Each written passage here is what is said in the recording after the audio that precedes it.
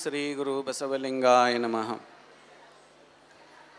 ದಯವಿಲ್ಲದ ಧರ್ಮ ಅದೇವುದಯ್ಯ, ದಯವಿರಬೇಕು ಸಕಲ ಪ್ರಾಣಿಗಳೆಲ್ಲರಲ್ಲಿ, ದಯವೇ ಧರ್ಮದ ಮೂಲವಯ್ಯ, ಕೂಡಲ ಸಂಗಮದೇವ ನಂತಲ್ಲದೊಲ್ಲನಯ್ಯ. ಸದಾ ಸ್ಮರಣೀಯರಾದ ಬಸವಾದಿ ಶರಣರನ್ನು ಸ್ಮರಣೆ ಮಾಡಿಕೊಳ್ಳುತ್ತಾ, ಬಸವ ಸ್ವರೂಪರಾದ ಪರಮ ಪೂಜ್ಯ ದೊಡ್ಡಪ್ಪಗಳರ ಪಾದಾರವಿಂದಗಳಲ್ಲಿ ಭಕ್ತಿ ಪುರಸರವಾಗಿ ಪುಡಮಟ್ಟು,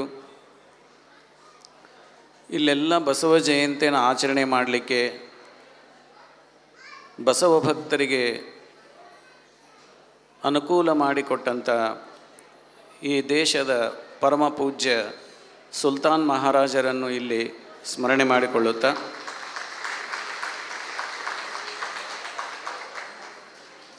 ಮತ್ತು ಈ ಸಮಾರಂಭದ ಸ್ವಲ್ಪ ಯಾಕೋ ಅನ್ನಿಸ್ತೈತಿ, ಯಾಕೋ ಕಡಿಮೆ ಮಾಡಿ ಸರ್, ಯಾಕೋ ಕಡಿಮೆ ಮಾಡಿ.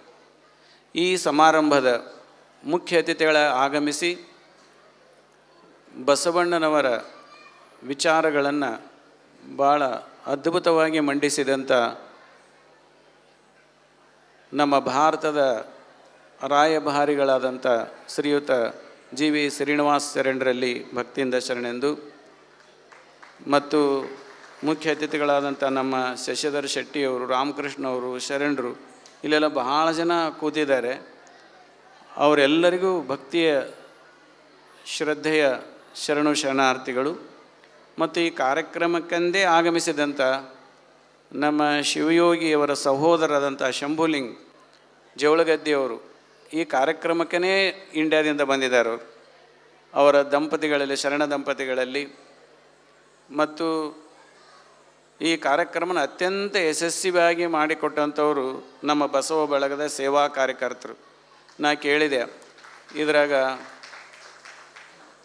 ಇದರೊಳಗೆ ಅಧ್ಯಕ್ಷರು, ಉಪಾಧ್ಯಕ್ಷರು, ಖಜಾಂಚಿಗಳು ಅದಾರನ್ರಿ ಅಂತ ಕೇಳಿದೆ. ಇಲ್ಲ, ಇದ್ರಾಗ ಯಾರು ಪದಾಧಿಕಾರಿಗಳೆಲ್ಲ ಎಲ್ಲರೂ ಸೇವಾ ಕಾರ್ಯಕರ್ತರಂದರು.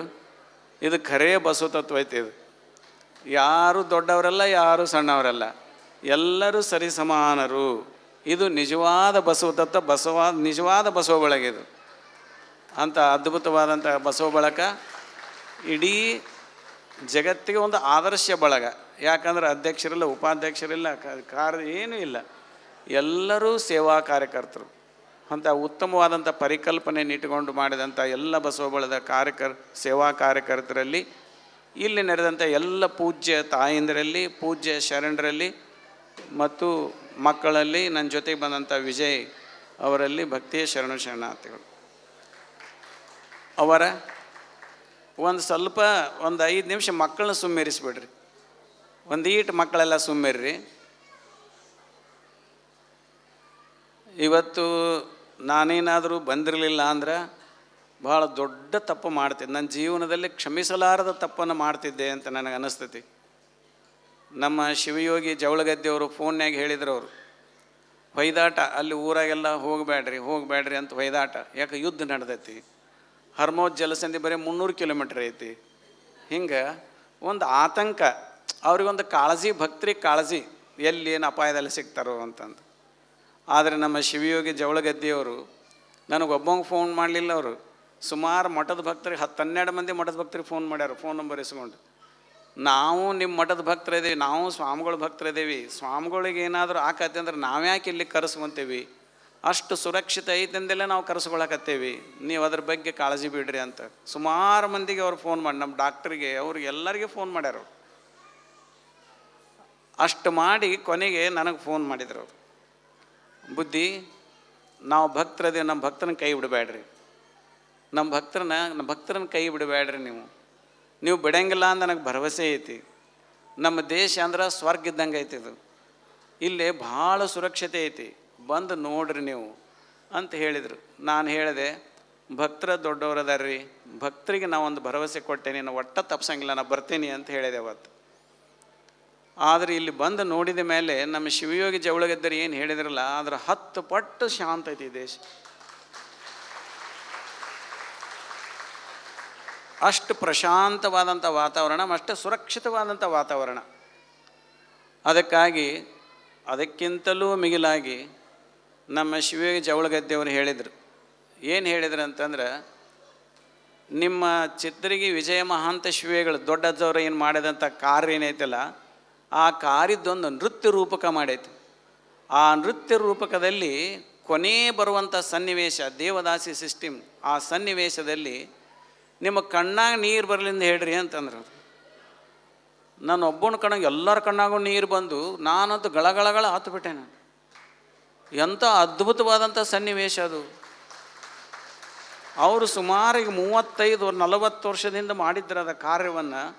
ಇವತ್ತಿಗೆ ಸದ್ಯ ನಡೆದತ್ತೆ ಅನ್ನುವಂಥ ಕಣ್ಣಿಗೆ ಕಟ್ಟುವಂಗೆ ಜನರ ಮನಸ್ಸಿನಲ್ಲಿ ಅದು ಶಾಶ್ವತಗೊಳ್ಳುವಂಗೆ ನೃತ್ಯ ರೂಪಕವನ್ನು ಮಾಡಿದರು. ಆ ಮಾತೋಶ್ರೀ ತೀರ್ಥ ತಾಯಿ ಕಟೀಲ್ ಅವರಿಗೆ ಭಾಳ ದೊಡ್ಡ ಅಭಿನಂದನೆಗಳನ್ನು ಸಲ್ಲಿಸಬೇಕು. ಇಂಥ ಅದ್ಭುತವಾದ ನೃತ್ಯ ರೂಪಕವನ್ನು ನಾನು ಎಂದೂ ನೋಡಿಲ್ಲ. ಇದೊಂದು ದೊಡ್ಡ ಸವಾಲಿದೆ. ಏನು ಜನರಿಗೆ ಮುಟ್ಟಿಸ್ಬೇಕಾಗಿತ್ತದ ಮೆಸೇಜ್, ಅದನ್ನು ಅತ್ಯಂತ ಸರಳವಾಗಿ ಮತ್ತು ಪರಿಣಾಮಕಾರಿಯಾಗಿ ಮತ್ತು ಮನರಂಜನಾತ್ಮಕವಾಗಿ ಮುಟ್ಟಿಸುವಂಥ ಮಹಾ ಕಾರ್ಯವನ್ನು ಮಾಡಿದಂಥವರು ಮಾತೋಶ್ರೀ ತೀರ್ಥ ತಾಯಿ ಕಟೀಲ್ ಅವರು. ಭಾಳ ಬರೇ ನೃತ್ಯಗಾರ್ತಿ ಅಲ್ಲ ತಾಯಿ, ನೃತ್ಯಗಾರ್ತಿ ಅಲ್ಲ, ಮೋಸ್ಟ್ ಇಂಟೆಲಿಜೆಂಟ್ ಸಂಯೋಜನಾಕಾರಿ. ಇದನ್ನೆಲ್ಲ ಹೆಂಗೆ ಮಾಡಬೇಕು ಅನ್ನೋದನ್ನು ಭಾಳ ಜ್ಞಾನ ಐತೆ ಆ ತಾಯಿಗೆ. ಇಂಟೆಲಿಜೆಂಟ್ ಅದಾಳ ಆ ತಾಯಿ. ಅದೆಲ್ಲವನ್ನು ಸಂಯೋಜನೆ ಮಾಡಿ ಅದಕ್ಕೆ ಯಾವ ಹಾಡು ಹಾಕಬೇಕು ಎಲ್ಲವನ್ನು ಸಂಯೋಜನೆ ಮಾಡಿ ಇಷ್ಟು ಚಂದ ರೂಪಕವನ್ನು ತಯಾರು ಮಾಡಿದರು. ಇದನ್ನು ನಾ ಎಲ್ಲಿ ಇಂಥ ರೂಪಕವನ್ನು ನಾನು ನೋಡಿಲ್ಲ. ಇದೊಂದು ಅದ್ಭುತವಾದಂಥ ರೂಪಕ. ಇದು ನಿಮಗೆ ಬಸವ ಬಳಗ ಮಸ್ಕಟದ ಎಲ್ಲ ಬಸವ ಬಳ ಭಕ್ತರಿಗೆ ಮತ್ತು ಆ ತಾಯಿ ತೀರ್ಥ ಕಟೀಲವರಿಗೆ ಅತ್ಯಂತ ಹೃದಯಪೂರ್ವಕವಾದಂಥ ಕೃತಜ್ಞತೆಗಳನ್ನು ಸಲ್ಲಿಸ್ತೇನೆ. ನಿನ್ನೆ ನಮ್ಮ ರೇಣುಕಮೂರ್ತಿಯವರು ಅವರು ಇಲ್ಲಿ ವಿಚಾರವನ್ನು ನಮ್ಮ ಶರಣರು ಲಿಂಗರಾಜ್ ಅವರಲ್ಲಿ, ತಮ್ಮ ಹೆಸರು ಮಂಜುನಾಥ್ ಅವರು, ಅವರೆಲ್ಲ ಕೂಡಿ ನಮ್ಮ ದೇಶ ನೋಡ್ರಿ ನೀವು ಅಂತ ಹೇಳಿದ್ರು. ಅವರು ಆನಂತರ ನಾಳೆಗೆ ಗೊತ್ತಾಗತ್ತೆ ನಿಮಗಂದ್ರೆ ಅವರು ನಾಳೆಗೆ ಏನೈತೆ ಅನ್ನೋ ಗೊತ್ತಾಗತ್ತೆ ನಿಮಗಂತ ಹೇಳಿದರು. ಅವ್ರು ಹೇಳಿದ್ದಕ್ಕಿಂತಲೂ ಹೆಚ್ಚು 10 ಪಟ್ಟು ನನಗೆ ಸಂತೋಷ ಆಗೈತಿ. ಅದಕ್ಕೆ ಇವತ್ತು ನಾನೊಂದೆರಡು ಮಾತು ಮಾತಾಡ್ತೀನಿ. ಏನಂತಂದರೆ, ಬಸವಣ್ಣನವರ ಮಾನವೀಯತೆಯನ್ನು ಕುರಿತು ಮಾತಾಡ್ತೇನೆ. ಈಗೇನು ತಾವು ರೂಪಕ ಮಾಡಿದ್ರಿ, ಆ ರೂಪಕದಲ್ಲಿರ್ತಕ್ಕಂಥ ವಿಷಯಗಳನ್ನೇ ಆಧರಿಸಿ ನಾನು ಬಸವಣ್ಣನವ್ರ ಈಗೇನು ನಮ್ಮ ದೊಡ್ಡ ಅಜ್ಜರು ಮಾಡಿದ್ರಲ್ಲ, ಇದನ್ನೆಲ್ಲ ನಮ್ಮ ಅವ್ವಾರು ಹೇಳಿದ್ರಲ್ಲ, ಆ ಪ್ರೀತಿ ತಾಯಿ ಅವ್ವಾರು, ಅವ್ರು ಏನು ಹೇಳಿದ್ರು ಎಲ್ಲ ಕೆಲಸಗಳನ್ನು ನಮ್ಮ ದೊಡ್ಡ ಅಜ್ಜರು ಮಾಡ್ಯಾರ. ಅವನು ಅಷ್ಟು ಕೆಲಸ ದೊಡ್ಡ ಅಜ್ಜರು ಮಾಡ್ಯಾರ. ಅವು ಮಾಡಿದ್ದನ್ನು ಎಲ್ಲ ಮಾಡಿಟ್ಟಾರ. ನಾವು ಡ್ರೈವಿಂಗ್ ಮಾಡ್ಕೊತ ಹೋಗೋದು ಅಷ್ಟೆ, ಸುಮ್ಮನೆ ಕಂಟಿನ್ಯೂ ಮಾಡ್ಕೊತ ಹೋಗೋದು. ಎಲ್ಲ ಮಾಡಿದ್ದು ನಮ್ಮ ದೊಡ್ಡ ಅಜ್ಜರು ಮಾಡ್ಯಾರ. ಅದ್ಭುತ ಮಹಾಕಾರ್ಯ ಅವರು. ಇದೆಲ್ಲ ಅವರು ಇಡೀ ಬಸವ ಫಿಲಾಸಫಿಯನ್ನು ಚೆನ್ನಾಗಿ ಅರ್ಥ ಮಾಡಿಕೊಂಡು ತಮ್ಮ ಜೀವನದಲ್ಲಿ 100ಕ್ಕೆ 100ರಷ್ಟು ಬಸವ ತತ್ವವನ್ನು ಆಚರಣೆಯಲ್ಲಿ ತೆಗೆದುಕೊಂಡು ಬಂದಂಥವರು ನಮ್ಮ ದೊಡ್ಡ ಅಜ್ಜವರು, ಮಹಾನ್ ತಪಗಳು. ಈ ಕ್ರೆಡಿಟ್ ಎಲ್ಲ ಅವ್ರಿಗೇ ಹೋಗ್ಬೇಕು. ಅದ್ಭುತವಾದಂಥ ವ್ಯಕ್ತಿತ್ವ. ಈಗೇನು ದೇವದಾಸ್ ಸಿಸ್ಟಮ್ ನೋಡಿದ್ರಲ್ಲ, ಇದು ಬಸವಣ್ಣನವರ ಮಾನವೀಯತೆ ಹೃದಯ. ಅದು ಬಸವಣ್ಣನವರ ಮಾನವೀಯತೆ ಎಷ್ಟಿತ್ತಂದ್ರೆ, ನಿಮಗೆ ಬಸವಣ್ಣವ್ರ ತತ್ವ ಅಂದರೆ ಯೂನಿವರ್ಸಲ್ ಪ್ರಿನ್ಸಿಪಲ್. ಅದು ಬಸವಣ್ಣವ್ರು, ನಾನು ಭಾಳ ಮಾತಾಡೋದಲ್ಲ, ಹೊತ್ತಾಗತಿ, ಎಲ್ಲರಿಗೂ ಹೊಟ್ಟೆ ಸಿಗ್ತೈತಿ, ಮಕ್ಕಳದಾವೆ, ಸಣ್ಣ ಸಣ್ಣ ಮಕ್ಕಳದಾವೆ. ಬಸವಣ್ಣವ್ರ ತತ್ವ ಅಂದರೆ ಯೂನಿವರ್ಸಲ್ ಪ್ರಿನ್ಸಿಪಲ್ಸ್. ಅವು ಜಾಗತಿಕವಾದಂಥ ತತ್ವಗಳು ಮತ್ತು ಯೂನಿವರ್ಸಲ್ ಟ್ರೂತ್ಸ್, ಅವು ಜಾಗತಿಕ ಸತ್ಯಗಳು. ಒಂದು 2-3 ಅಷ್ಟೇ ಹೇಳ್ತೇನೆ ನಿಮಗೆ. ಬಸವಣ್ಣವ್ರು ಏನು ಹೇಳಿದ್ರು ಅಂತಂದರೆ, ಆಪ್ಯಾಯನ ಪ್ರಸಾದ ಕೆಡಿಸಲಾಗೋದು ಅಂತ ಹೇಳಿದರು. ಆಪ್ಯಾಯನ ಅಂದರೆ ಉಣ್ಣು ಪದಾರ್ಥ. ಈ ಉಣ್ಣು ಪದಾರ್ಥವನ್ನು ಕೆಡಿಸಬೇಡ್ರಿ ಅಂತ ಹೇಳಿದರು. ಉಣ್ಣು ಪದಾರ್ಥವನ್ನು ಕೆಡಿಸಬಾರದು, ಇದನ್ನು ಸದ್ಬಳಕೆ ಮಾಡಬೇಕು ಅನ್ನೋ ತತ್ವವನ್ನು 12ನೇ ಶತಮಾನದಲ್ಲಿ ಬಸವಣ್ಣವರು ನಮಗೆ ಕೊಟ್ಟರಿದನು. ಬಸವಣ್ಣವ್ರೇನು 12ನೇ ಶತಮಾನದಲ್ಲಿ ಈ ಪ್ರಸಾದವನ್ನು ಕೆಡಿಸಬಾರದು ಅನ್ನುವಂಥ ತತ್ವ ಕೊಟ್ಟರು. ಈ ತತ್ವವನ್ನು ಇವತ್ತು 21ನೇ ಶತಮಾನದಲ್ಲಿ ವಿಶ್ವಸಂಸ್ಥೆಯವರು, ವಿಶ್ವಸಂಸ್ಥೆ UNO ಅಂತ ಐತಿ, ಯುನೈಟೆಡ್ ನೇಷನ್ಸ್ ನಿಮಗೆಲ್ಲ ಗೊತ್ತೈತಿ. ಆ ವಿಶ್ವಸಂಸ್ಥೆಯವರು ಇವತ್ತು ಈ ತತ್ವದ ಅಡಿಯಲ್ಲೇ ಆಹಾರ ದಿನಾಚರಣೆ ಅಂತ ಆಚರಿಸ್ತಾರೆ. ಅವರು ಫುಡ್ ಡೇ ಅಂತ ಆಚರಿಸ್ತಾರೆ. ತಮಗೆಲ್ಲ ಗೊತ್ತಿರಬೇಕು, ಫುಡ್ ಡೇ ಅಂತ ಮಾಡ್ತಾರೆ. ಈ ಫುಡ್ ಡೇ ಮಾಡುವಲ್ಲಿ ಒಂದು ಅಡ್ವರ್ಟೈಸ್ಮೆಂಟ್ ಕೊಡ್ತಾರೆ ಅವರು. ಈ ಅಡ್ವರ್ಟೈಸ್ಮೆಂಟ್ ಏನಂದರೆ ಇಡೀ ಜಗತ್ತಿನ ಎಲ್ಲ ದೇಶಗಳಲ್ಲಿರ್ತಕ್ಕಂಥ ಎಲ್ಲ ದೇಶದ ಲೀಡಿಂಗ್ ಪೇಪರ್ಸ್ಗಳಲ್ಲಿ ಮುಖಪುಟದಲ್ಲಿ ಆ ಫುಡ್ ಡೇ ಅಂತ ಆಚರಣೆ ಮಾಡೋ ಹೊತ್ತಿನಾಗ ಒಂದು ದೊಡ್ಡ ಅಡ್ವರ್ಟೈಸ್ಮೆಂಟ್ ಇಡೀ ಒಂದು ಪೇಜ್ ಕೊಡ್ತಾರೆ ಅವರು. ಒಂದೊಂದು ಪೇಜಿಗೆ 3 ಲಕ್ಷ ಆಗತ್ತೆ. ಅದು ಹಿಂದೂ ಅಂತ ಪೇಪರ್ನಲ್ಲಿ ಅಂತ 10 ಲಕ್ಷ ಆಗತ್ತೆ. ಎಲ್ಲ ಪೇಪರಲ್ಲಿ ವಿಶ್ವಾಸ ಅಡ್ವರ್ಟೈಸ್ಮೆಂಟ್ ಕೊಡ್ತಾರೆ, ಆಹಾರ ದಿನಾಚರಣೆ. ಅದನ್ನು ಏನು ಹೇಳ್ತಾರೆ, ಏನು ಬರೀತಾರೆ ಅಂತಂದರೆ ಏನೂ ಬರೆಯೋಂಗಿಲ್ಲ ಅವರು. ಡೋಂಟ್ ವೇಸ್ಟ್ ಫುಡ್ ಅಂತಾರೆ. Don't waste food. ದೇವರ ಹೆಸರಿನಿಂದ, ಧರ್ಮದ ಹೆಸರಿನಿಂದ, ಕಸ್ಟಮ್ಸ್ ಟ್ರೆಡಿಷನ್ಸ್ ಹೆಸರಿನಿಂದ ಈ ಪ್ರಸಾದವನ್ನು ಹಾಳು ಮಾಡಬೇಡ್ರಿ. ಮತ್ತು ಊಟ ಮಾಡುವ ಹೊತ್ತಿನಾಗ ಆ ಊಟದಲ್ಲಿರ್ತಕ್ಕಂಥ ಫುಡ್ಡನ್ನು ವೇಸ್ಟ್ ಮಾಡಬೇಡ್ರಿ. ಎಷ್ಟು ಬೇಕು ಸಫಿಷಿಯೆಂಟ್ ಊಟ ಮಾಡಿರಿ, ವೇಸ್ಟ್ ಮಾಡಿ ಊಟದೊಳಗೆ ವೇಸ್ಟ್ ಮಾಡಬೇಡ್ರಿ. ಇಷ್ಟು ಹೇಳಲಿಕ್ಕೆ ಅವರು ಸುಮಾರು 100 ಕೋಟಿ ರೂಪಾಯಿ ಖರ್ಚು ಮಾಡ್ತಾರೆ. 100 ಕೋಟಿ ರೂಪಾಯಿ ಖರ್ಚು ಮಾಡ್ತಾರೆ. ವಿಶ್ವಸಂಸ್ಥೆ ಮಾಡಕತ್ತಾರೆ. ಇದನ್ನು 12ನೇ ಶತಮಾನದಲ್ಲೇ ಬಸವಣ್ಣವರು ಇದನ್ನು ಪ್ರಸಾದವನ್ನು ಹಾಳು ಮಾಡಬೇಡ್ರಿ ಅನ್ನೋದನ್ನು 12ನೇ ಶತಮಾನದಲ್ಲೇ ಬಸವಣ್ಣವ್ರು ನಮಗೆ ಹೇಳಿದರು. ನಾವು ಬಸವಣ್ಣವ್ರನ್ನ ಸರಿಯಾಗಿ ಅರ್ಥ ಮಾಡ್ಕೊಳ್ಳಿಲ್ಲ, ಇವತ್ತಿಗೂ ಮಾಡ್ಕೊಳಕತ್ತಿಲ್ಲ. ಒಂದು ವೇಳೆ ನಾವು ಕನ್ನಡಿಗರಾದಂಥವರು, ಬಸವಣ್ಣವ್ರನ್ನ ಪರಿಚಯ ಇದ್ದಂಥವರು, ಬಸವಣ್ಣವ್ರ ತತ್ವನ ಸ್ವಲ್ಪ ನಾವು ಪಾಲಿಸ್ಕೊಂಡು ಬಂದಿದ್ವಿ ಅಂದ್ರೆ ಇಡೀ ವಿಶ್ವಸಂಸ್ಥೆಗೆ ಇದು ಗೊತ್ತಾಗಿತ್ತು. ಮೊಟ್ಟ ಮೊದಲು ವಿಶ್ವದಲ್ಲಿ ಪ್ರಸಾದದ ಬಗ್ಗೆ ಮಾತನಾಡಿದವರು ಬಸವಣ್ಣವ್ರಿಗೆ ಗೊತ್ತಾಗಿತ್ತು. ಅವತ್ತು ಆ ಡೇ ಆಚರಿಸೋದೇ ಬಸವಣ್ಣವ್ರ ಭಾವಚಿತ್ರ ಹಾಕಿ ಅಡ್ವರ್ಟೈಸ್ಮೆಂಟ್ ಕೊಡ್ತಿದ್ರು ಅವರು. ಆದರೆ ವಿಶ್ವಸಂಸ್ಥೆಗೆ ಗೊತ್ತಿಲ್ಲ ಬಸವಣ್ಣವ್ರಿಗೆ ಮಾಡ್ಯಾರ ಅನ್ನೋದು ಗೊತ್ತಿಲ್ಲ. ಅದಕ್ಕಾಗಿ ಆ ಪ್ರಸಾದ ತತ್ವದಲ್ಲಿ ಅದು ಮೋಸ್ಟ್ ಎಸೆನ್ಷಿಯಲ್ ಕಮಾಡಿಟಿ. ಫುಡ್ ಅನ್ನೋದು ಮೋಸ್ಟ್ ಎಸೆನ್ಷಿಯಲ್ ಕಮಾಡಿಟಿ, ಅತ್ಯಂತ ಅವಶ್ಯಕವಾದಂಥ ಪದಾರ್ಥ. ಇವತ್ತು ನಾವು ಕಂಪ್ಯೂಟರ್ ಇಲ್ಲದೆ ಬದುಕ್ಬೋದು, ಸ್ಲೀಪರ್ಸ್ ಇಲ್ಲದೆ ಬದುಕ್ಬೋದು, ಪೆನ್ ಇಲ್ಲದೆ ಬದುಕ್ಬೋದು, ಕಾಗದ ಇಲ್ಲದೆ ಬದುಕ್ಬೋದು. ಆದರೆ ಆಹಾರ ಇಲ್ಲದೆ ಬದುಕೋಕ್ಕಾಗಂಗಿಲ್ಲ. ಆಹಾರ ಇಲ್ಲದೆ ಬದುಕೋಕ್ಕಾಗಂಗಿಲ್ಲ. ಯುಕ್ರೇನ್ದಲ್ಲಿ ಒಂದು ಲೋಟ ನೀರು ಸಿಗಲಾರ್ದಕ್ಕೆ ಎಷ್ಟೋ ಮಂದಿ ಮಕ್ಕಳು ಸತ್ತು, ಒಂದು ಬ್ರೆಡ್ ಸಿಗಲಿಲ್ಲ, ಒಂದು ತುಣುಕು ಬ್ರೆಡ್ ಸಿಗಲಿಲ್ಲ, ಒಂದು ಲೋಟ ನೀರು ಸಿಗಲಿಲ್ಲ, ಎಷ್ಟೋ ಮಕ್ಕಳು ಹಸಿದು ಸತ್ತು ಹೋಗ್ಬಿಟ್ಟು ಬಂಕರ್ನಾಗ ಇದ್ದು ಸತ್ತು. ಆಹಾರ ಮನುಷ್ಯನ ಪ್ರಾಣವನ್ನು ಉಳಿಸ್ತೈತಿ. ಆಹಾರ ಮನುಷ್ಯನ ಪ್ರಾಣವನ್ನು ಬದುಕಿಸ್ತೈತಿ. ಪ್ರಾಣವನ್ನು ಬದುಕಿಸುವಂಥ ಏಕೈಕವಾದಂಥ ವಸ್ತು ಯಾವುದಂದ್ರೆ ಅದು ಆಹಾರ. ಅದಕ್ಕೆ ಮೋಸ್ಟ್ ಎಸೆನ್ಷಿಯಲ್ ಕಮಾಡಿಟಿ ಅಂತ ತಿಳ್ಕೊಂಡು 12ನೇ ಶತಮಾನದಲ್ಲಿ ಬಸವಣ್ಣವ್ರು ಸಾರಿದ್ರು ಅದನ್ನು. ಅದಕ್ಕೇನೆ ಅದನ್ನೇನು ಮಾಡಬಾರ್ದಂದ್ರೆ ವೇಸ್ಟ್ ಮಾಡಬಾರ್ದು, ಹಾಳು ಮಾಡಬಾರ್ದು. ಅದನ್ನು ಎದಕ್ಕೆ ಬಳಕ ಸದ್ಬಳಕೆನೇ ಮಾಡಬೇಕು ಮತ್ತು ಉಣ್ಣಾಕನ ಬಳಸ್ಬೇಕು. ಅದಕ್ಕಾಗಿ ಅನೇಕ ವಿಚಾರಗಳಲ್ಲಿ ಮದುವೆ ಮಾಡ್ತಾರೆ. ಮದುವೆ ಮಾಡೋ ಹೊತ್ತಿನಾಗ ಲಗ್ನದಾಗಂತ ಒಂದು 1000 ಮಂದಿ ಅಕ್ಕಿ ಕಾಳು ಬಾದ ಉಕ್ಕಿ ಬಿಡ್ತಾರೆ. ಕನಿಷ್ಠ ದೊಡ್ಡವ್ರ ಮದುವೆ ಆತಂದ್ರೆ 1 ಚೀಲ ಅಕ್ಕಿ ಹಾಳು ಮಾಡ್ತಾರೆ, 1 ಕ್ವಿಂಟಲ್. ಸಾಧಾರಣ ಅಂದರೆ 50 kg. ಅತಿ ಕಡಿ ಬಡವ್ರ ಮದುವೆ ಅಂದ್ರೆ ಒಂದು 25 kg ಮಾಡ್ತಾರೆ. ಇಂಥವು ಒಂದು ಊರೊಳಗೆ ಒಂದು ವರ್ಷಕ್ಕೆ ಎಷ್ಟು ಮದುವೆ ಹಾಕವು, ಎಷ್ಟು ಕ್ವಿಂಟಲ್ ಅಕ್ಕಿ ಹಾಳಾಕವು. ಮಣ್ಣಾಗ ಕಲ್ಲಾಗ ಹಾಳು ತುಳಿದು ಚಪ್ಪಲ್ಗಾಲೆ ಬೂಟ್ಗಾಲೆ ತುಳಿದು ಹೋಗ್ಬಿಡ್ತಾರೆ. ಇದನ್ನು ವೇಸ್ಟ್ ಮಾಡೋದನ್ನು ನಾವು ತಪ್ಪಿಸಿದ್ವಿ ಅಂತಂದ್ರೆ ಅಷ್ಟು ನಾವು ಪ್ರೊಡಕ್ಷನ್ ಮಾಡ್ದಂಗೆ. ಒಂದು ಮದುವೆಗೆ ನಾವು 25 kg ಅಕ್ಕಿ ನಾವು ಬಳಸ್ತೇವೆ, ಹಾಕಾಕಿ ಹಿಂಗೆ ಬಳಸ್ತೇವೆ ಅಂದ್ರೆ ಅದನ್ನು ನಾವು ತಪ್ಪಿಸಿದ್ವಿ ಅಂತಂದ್ರೆ 25 kg ಅಕ್ಕಿನ ಪ್ರೊಡಕ್ಷನ್ ಮಾಡ್ದಂಗೆ. ಹಿಂಗೆ ವೇಸ್ಟ್ ಮಾಡೋದನ್ನು ತಪ್ಪಿಸಿದ್ವಿ ಅಂದ್ರೆ ಪ್ರೊಡಕ್ಷನ್ ಮಾಡ್ದಂಗೆ. ಅದಕ್ಕೆ ಇವತ್ತು ವರ್ಲ್ಡ್ ಎಕಾನಮಿಸ್ಟ್ ಏನು ಹೇಳ್ತಾರೆ ಅಂತಂದರೆ, ಅವ್ರು ಯಾಕೆ ಇದನ್ನು ಮಾಡ್ತಾರೆ ಅಂದರೆ WHO ಇದ್ರು UN ಅದ್ರು ಯಾಕೆ ಮಾಡ್ತಾರೆ ಅಂದರೆ, ಜಗತ್ತಿನ ಜನಸಂಖ್ಯೆ ಬೆಳ್ಯಾಕತ್ತೈತಿ. ಆಹಾರವನ್ನು ಪ್ರೊಡ್ಯೂಸ್ ಮಾಡುವಂಥ ಭೂಮಿ ದಿನ ಕಡಿಮೆ ಆಗಕತ್ತೈತಿ. ಯಾಕಂದರೆ ಸ್ಪೆಷಲ್ ಎಕಾನಮಿಕ್ ಝೋನ್ ಅಂತ ಮಾಡ್ತಾರೆ. 25,000 50,000 ಎಕರೆ ತೊಗೊಂಡ್ಬಿಡ್ತಾರೆ. ಆನಂತರ ಫ್ಯಾಕ್ಟ್ರಿ ಕಟ್ಟಾಗ 5,000 ಎಕರೆ 10,000 ಎಕರೆ ತೊಗೊತಾರೆ. ಪ್ರತಿ ತಾಲೂಕಿನಲ್ಲಿ ವರ್ಷ ಒಂದು 500 ಎಕರೆ ಬರೀ ಭೂಮಿ ಏನೇ ಮಾಡೋಕ್ಕೆ ಹೋಗ್ಬಿಡ್ತೈತಿ.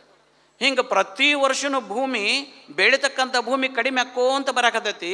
ಕಾಳುಗಳನ್ನು ಫುಡ್ ಗ್ರೈನ್ಸನ್ನು ಬೆಳೀತಕ್ಕಂಥ ಭೂಮಿ ಕಡಿಮೆ ಆಗಕತ್ತೈತಿ. ಆದರೆ ಉಣ್ಣವ್ರ ಸಂಖ್ಯೆ ಜಾಸ್ತಿ ಆಗಕತ್ತೈತಿ. ಅವಾಗ ಇಂಬ್ಯಾಲೆನ್ಸ್ ಆಗತ್ತೆ ಅದು. ಅದಕ್ಕೆ ಫುಡ್ ವೇಸ್ಟ್ ಮಾಡೋದನ್ನು ನಾವು ನಿಲ್ಲಿಸಿದ್ವಿ ಅಂತಂದ್ರೆ ಅಷ್ಟು ಪ್ರೊಡಕ್ಷನ್ ಆಗುತ್ತೆ. ಆವಾಗ ಕೊರತೆ ಕಡಿಮೆ ಆಕತಿ ಅನ್ನುವಂಥ ಒಂದು ಥಿಂಕಿಂಗ್ನಿಂದ ವೇಸ್ಟ್ ಮಾಡೋದನ್ನು ತಪ್ಪಿಸ್ತಾರೆ.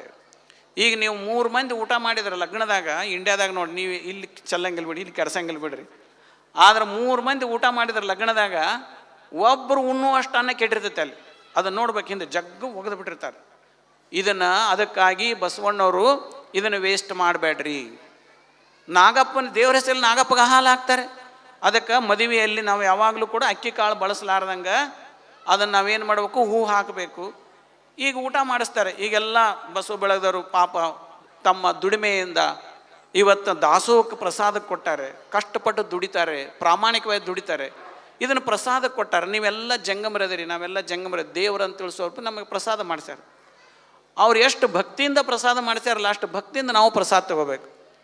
ಒಂದು ಅಗಳ ಅನ್ನನೂ ಪ್ಲೇಟ್ನಾಗ ಬಿಡಬಾರ್ದು, ಒಂದು ತುಟ್ಟು ಪ್ಲೇಟ್ನಾಗ ಬಿಡಬಾರ್ದು, ತಳಗೆ ಚೆಲ್ಲಬಾರ್ದು. ನಮ್ಮ ಪ್ಲೇಟ್ ಹೆಂಗೆ ಇರ್ಬೇಕು, ಕ್ಲೀನ್ ಪ್ಲೇಟ್ ಇರ್ಬೇಕು, ಸ್ವಚ್ಛ ಪ್ಲೇಟ್ ಇರ್ಬೇಕು. ಒಂದು ಅಗಳನ್ನ ಚೆಲ್ಲಬಾರ್ದು. ಏನಾರು ಇದ್ರೆ ಅಲ್ಲೇ ಡಬ್ರ್ಯಾಗ ಉಳಿದಿರ್ತೈತಿ, ಮತ್ತು ಹಿಂದೆ ಅವ್ರು ಊಟ ಮಾಡಕ್ಕೆ ಬರ್ತೈತಿ. ಅದಕ್ಕಾಗಿ ನಾವು ಪ್ರಸಾದ ಮಾಡುವ ಹೊತ್ನ್ಯಾಗೂ ಅವಧಾನಪೂರ್ವಕ ಎಚ್ಚರಿಕೆಯಿಂದ ಎಲ್ಲಿನೂ ವೇಸ್ಟ್ ಆಗ್ಲಾರ್ದಂಗೆ ನಾವು ಪ್ರಸಾದ ಮಾಡಬೇಕು. ಇದನ್ನು 12ನೇ ಶತಮಾನ ಬಸವಣ್ಣವ್ರು ಕಲಿಸಿದ್ರು. ಇದನ್ನು ಯಾರ್ಯಾರು ಎಕಾನಮಿಕ್ಸ್ ಓದ್ತಾರೆ ಅವರೆಲ್ಲರೂ ಇದನ್ನು ತಿಳುವಳಿಕೆ ಇದ್ದವರೆಲ್ಲ ಅದನ್ನು ಮಾಡ್ತಾರೆ.